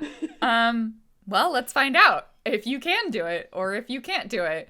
To not be noticed by a child isn't like children aren't super observant. So I feel like this is probably like a 5. Would you say it's grit to like to be sort of sneaky about it? And I was probably gonna say flight, okay, because grit's Well, kind of more that's- about keeping a level head and like not. well, I am trying to keep it level. Can I help him by Yeah, you could spend putting an my undersea paw out token. and like trying to bat the food toward him? Well, what did you roll? Because you made a noise that made me think it's not a 5. Okay, hang on. I got a 9. Oh, okay. Then you can totally say you did that, but you don't need to spend a token for it. So we see like phantom into your mouth, and it's a goldfish cracker. Yeah, several of them. Probably some Cheerios or something too. I'm pleasantly full now. See, this is what it's like to live with humans as pets. I do admit it is convenient, but it's do you not miss the freedom that we had out there? The freedom to deal with squirrels all the time? No. Not all the time. It depends on the season. Freedom to drown and almost starve several times a day. You do not appreciate the wilderness the way I do. Animals on the streets and have to look through garbage for food. It is a choice that I make to take the things that I want, and I would not have it any other way, whether it is from the humans here or whether it is from what the wilderness provides for me. But when I'm out there in the wilderness, I feel a freedom like no other.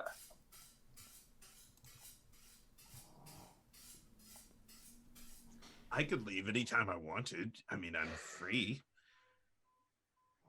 I just choose to stay. It seems you keep telling me about all these practical reasons that the humans make your life easy. They make it so you do not have to exert. You do not need effort. But I do not think that it is all there is to it. Look, when I was young, I would always just do whatever I wanted and freedom was great, I would have killed the mouse right away. But now I know it's better not to kill the loose goose that lays the golden egg. So I did not choose to kill the mouse. I think things through more now, right? Hmm. That's One what thing- it's like. One thing you're forgetting is that we live for a long time. Okay. We're Yeah. safe and we don't get murdered by tree branches or squirrels or anything. Ah. Ow. Well, I have never been murdered. I'm glad to hear that. But I hear it's very common in the wilderness. It's really a once in a lifetime experience. Where are the other geese that made you? I do not know. I never knew them. I emerged from my egg, and I was all there was.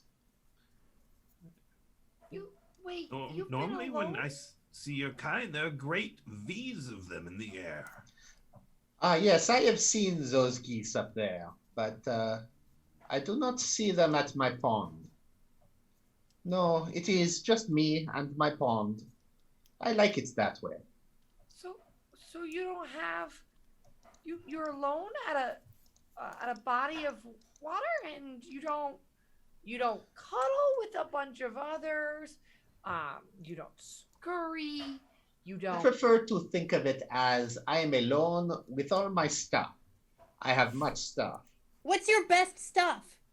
Oh, I have so many good stuff. I have a piece of metal. It is very shiny and long, and it is heavy too. And I dragged it all the way from the road back to my pond. It sounds like a lot of work.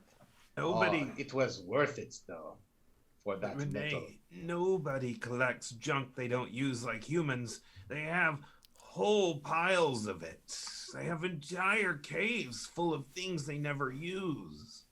I do see the humans have very interesting things, and I take their things when I have the opportunity and it suits me to. But I would not want them to just give them to me. There is Give you the things. You know, sometimes I have to. If there's a chord and I want to play with it, it's not like they give it to me. You still have to, you know, get there. What we're trying to say, Renee, is that there's different kinds of freedom, and there's different kinds of working for things. I suppose this is true. I have never seen such admiration for the humans and what they do as I have seen from you three. Well, and that's why we need to get back to them. Renee, is I don't think they can handle things without us. They're probably dead, but there's some chance that they've lived, and then we need to take care of them. Do you think you will find them at this Mouse City? Maybe. It seems like if it's a human destination, then they might be there too. Hundreds and hundreds of humans with these weird symbols come, and they all wear it, and they show up. And I mean, this is all from my rat cousin. I hope you find your humans. I do not understand your life with them, but I do understand the need to be happy, and I want you all to find your happiness. Even the insane mouse that thinks that there is a Mouse City, which I am very certain there is no such thing. We're going there. We're on our way. It's the symbol was there. How could you not trust me? As Have you, I ever? Wait, Lauren. oh, I was to Have say, I like, ever turned you wrong? as you say that, we like pan out. We see outside the vehicle, like the van is going past a sign that's like, "Welcome to Anaheim," and in the distance, we see like Disneyland signs Is and all it of a that stuff. driving montage like do do do do? I think we already had that while you were all talking inside the van, and but the car doesn't. It like turns off the road. It goes like in the slight opposite direction from Disneyland, and like pulls into a gas station. And the car stops, and all of you sort of realize this in the back of the car, and the kids are like, "Mama, mama," and they're still singing, and the back of the vehicle opens up. And I think that's the moment where Renee, like, it is painfully obvious that you are not the pillow that you are sitting on. I feel like we were... Next to. Did you... I was sitting next to the pillow. Oh, yeah, So, painfully obvious. so I'm better hidden that way. I blend in. Yeah, that you are not the pillow that you are sitting next to. And we sort of see the moment of like the human like opens it up, and like most of you are hidden, and then it's just like Renee's head, and the human yells, because this is the common thread in which you surprise humans with your presence of this story, and immediately just like, I think they like pick up probably like a sleeping bag or something, and like Maybe the blanket. Yeah, maybe blanket Oh yeah, they pick up the blanket and they're like gonna try and shoo you out, but then they reveal Coco at that point. and so then they like sleep and just like has that like moment. And they just start like waving this blanket at you as the kids who are in the back seat like turn around, and they're like, and there's just a lot of human yelling, and most of what you hear and understand is get out, get. I just like fling myself in the general direction of the humans, intending to distract them long enough that can get out. It's just like later on we're gonna see news reports of like animals attack humans. It's like 3 different incidents of bunny leaps at human. Wild bunnies on the loose in Anaheim. Yeah, human entirely startled. And what do the rest of you do? Are you all gonna exit the vehicle at this point? We cleaned up after these humans and took care of their offspring while they weren't paying attention. I urinate on the blanket to show my distress. You just like make eye contact with the human while you pee on the blanket. Yes. My initial instinct is to have a staring contest with the blanket. human. They're like waving something in your like the other blanket in your face. So I just kind of stare at it. Okay. While it's doing that. Okay. Are you gonna do anything else? Because they're eventually gonna get something else to shoo you with. Well, I kind of wait and see what the group is doing. Okay, So if cool. everyone is leaving, I'll kind of stand up in the back seat and like rustle my feathers a bit. And then I will like start to walk down. And I want to try like on my way out to grab like any sort of keys or wallet that the human might have. Oh yeah, they're totally holding like their car keys in their hand because like they Right, just so came from the for sure. As I'm walking out, I Mhm. just very nimbly pluck the keys Mhm. from the hand and like leap down onto the ground. Yeah. I think this seems like a brains probably. Oh dear. What were you trying to do with it? Maybe a brawn just to like grab it from them. A brawn. Okay, well, let's see. Oh shit! I rolled a 20. Hey! Oh god. This is perfect. Yeah, with a 20 on a 20, I mean, it explodes. You can keep rolling, but Exploding dice. what? Please describe this moment as you power move. Okay, so they've got their keys in their hand and they're like waving the blanket at me. So what I'm going to do is I'm going to I yank the keys from their hand. Okay. And I immediately I just like I hop down and I just chuck them like really far all the way across the highway. Yep, it lands on the road. Mm-hmm. A car drives over it, and then it, for some reason, makes the alarm start going.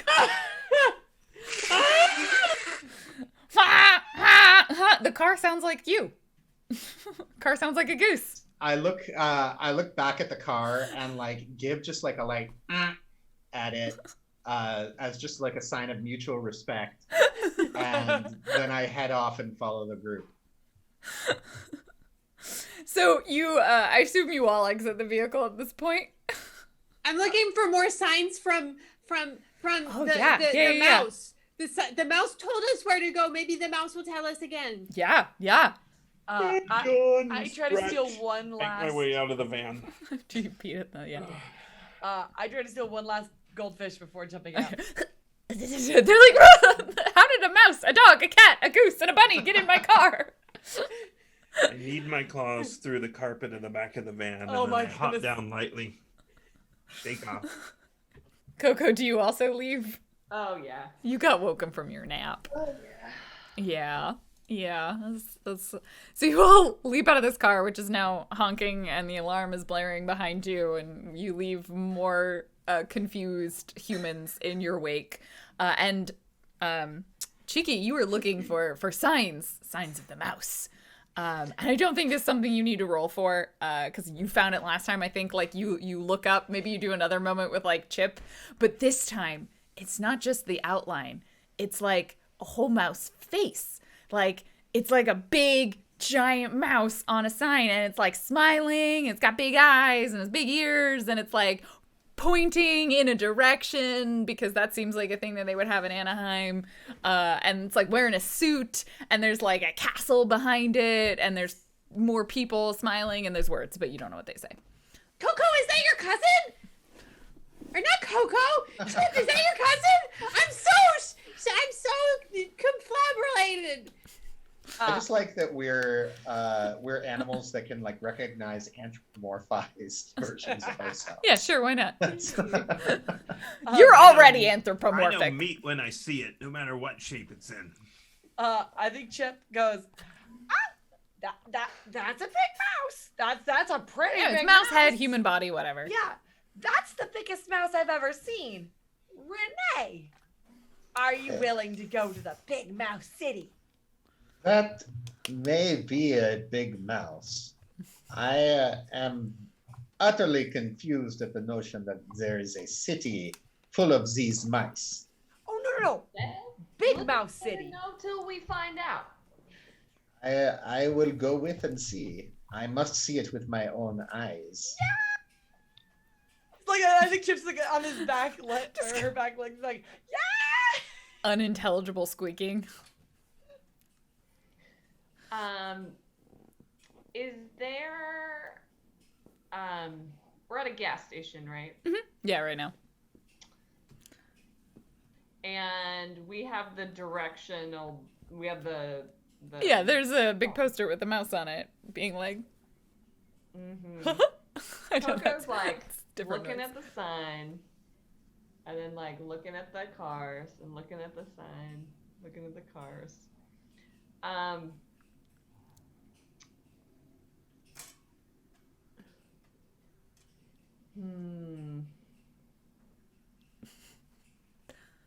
What's Coco want to do? Uh-oh, I think Well- Coco's broken again. What? Coco starts buffering. Let's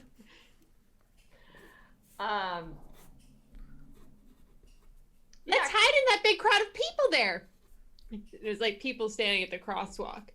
Some Oh, of yeah. them have sparkle things on their heads. Many of them have these mice ears. I feel like you do recognize, Coco for sure could recognize what roads are that like the cars go. I don't know who else would have seen roads. I mean, I think we have one outside our house, right? So Yeah. I guess I don't. It probably depends on how much you've been outside. I don't know if you're. I watched the indoor, TV. outdoor. I've escaped a few times. Okay. I think we ought to try to walk there, and I think we ought to follow the people with the mouse ears. Yeah. Well, I don't know about you guys.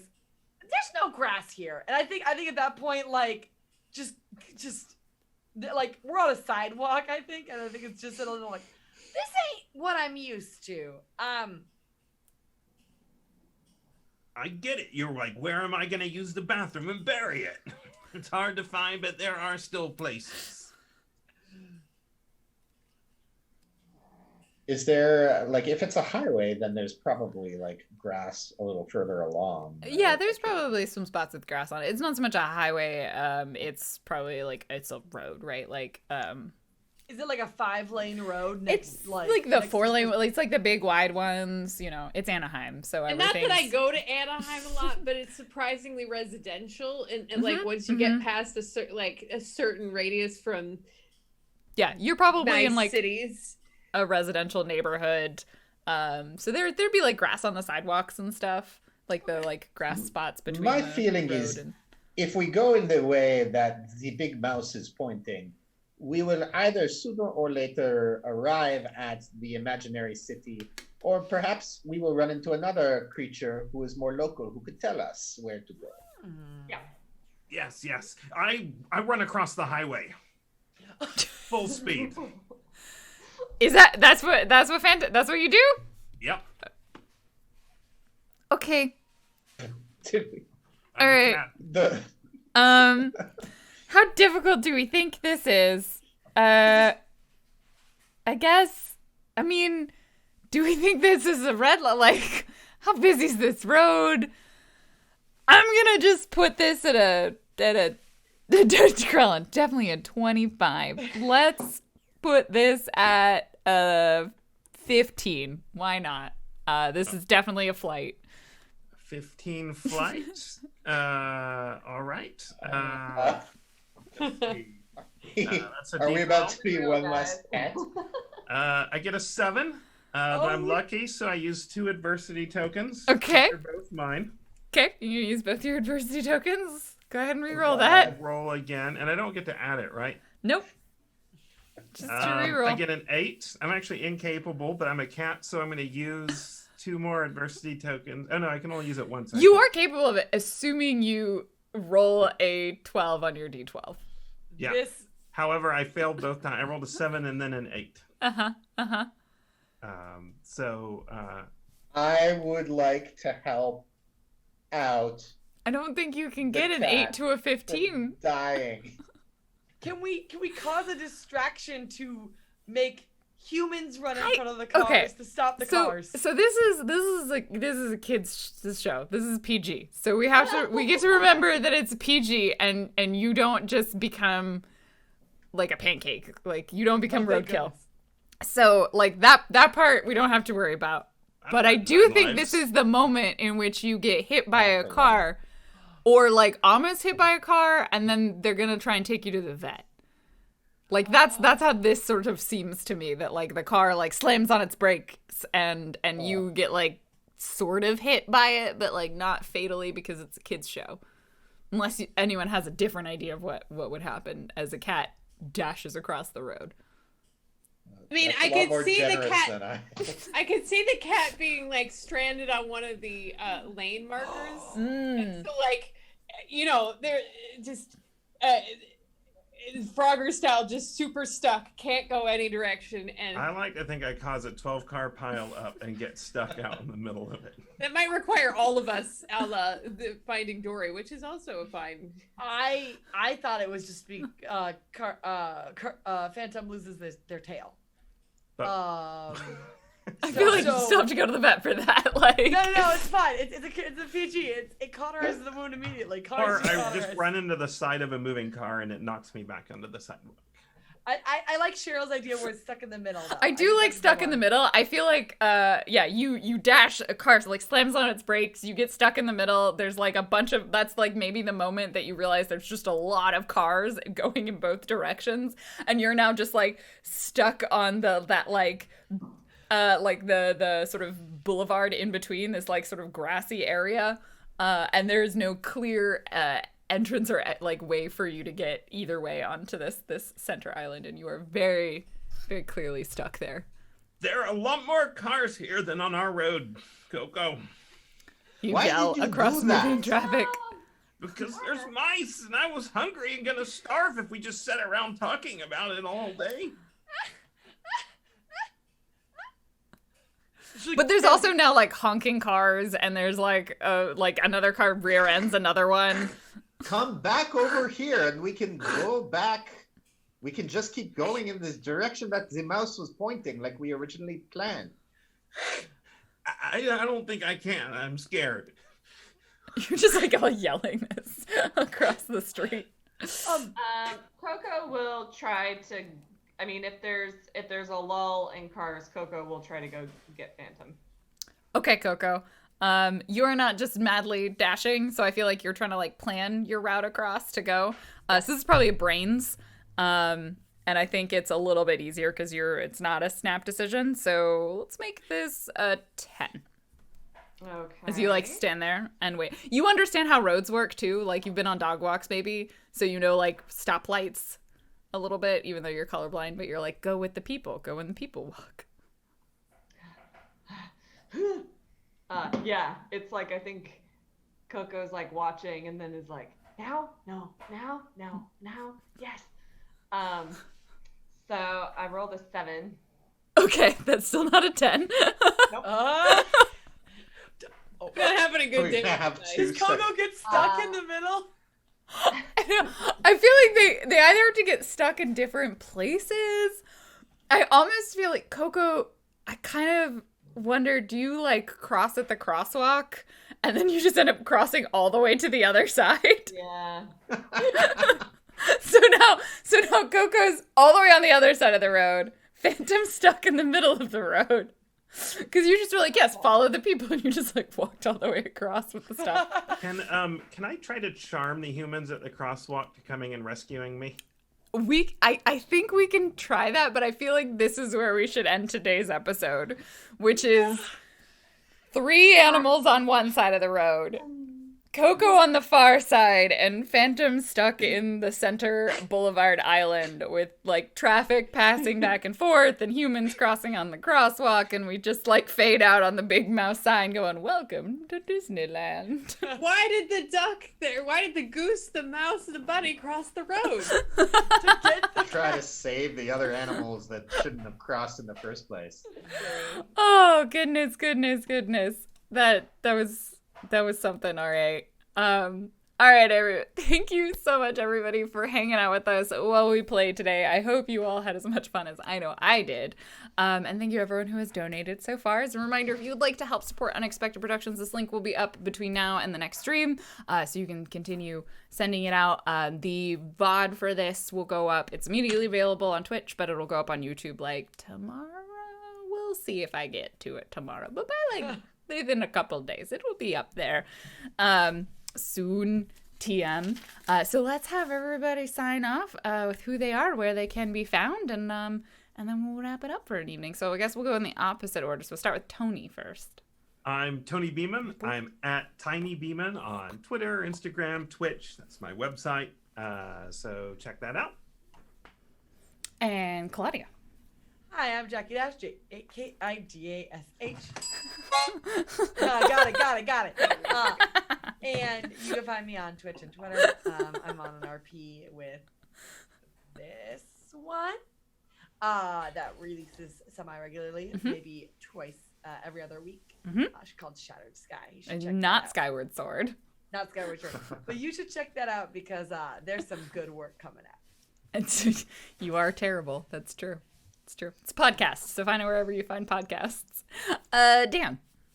Hi, I'm Dan Poslins at Dan Poslins. See you next time. Janine. I'm Janine. I am at Admiral Asthma on Twitter. And in non-COVID times, I can be found down at Unexpected Productions in Pike Place Market Theater. And Cheryl. Hi, I'm Cheryl Platz, aka Muppet Aphrodite on Twitter, Twitch, Instagram, whatever. I stream on Sundays at 10 a.m. Pacific on Twitch. I also perform at Unexpected Productions when performing is a thing. And see you on the internets. Thank you so much, everybody, for being here. I'm Random Tuesday. This is my channel. We will be back next week for episode 3 and the trouble with roads. And possibly we'll make it to Big Mouse City. Thank you, everybody, for being here, for all the donations, and we will see you again soon.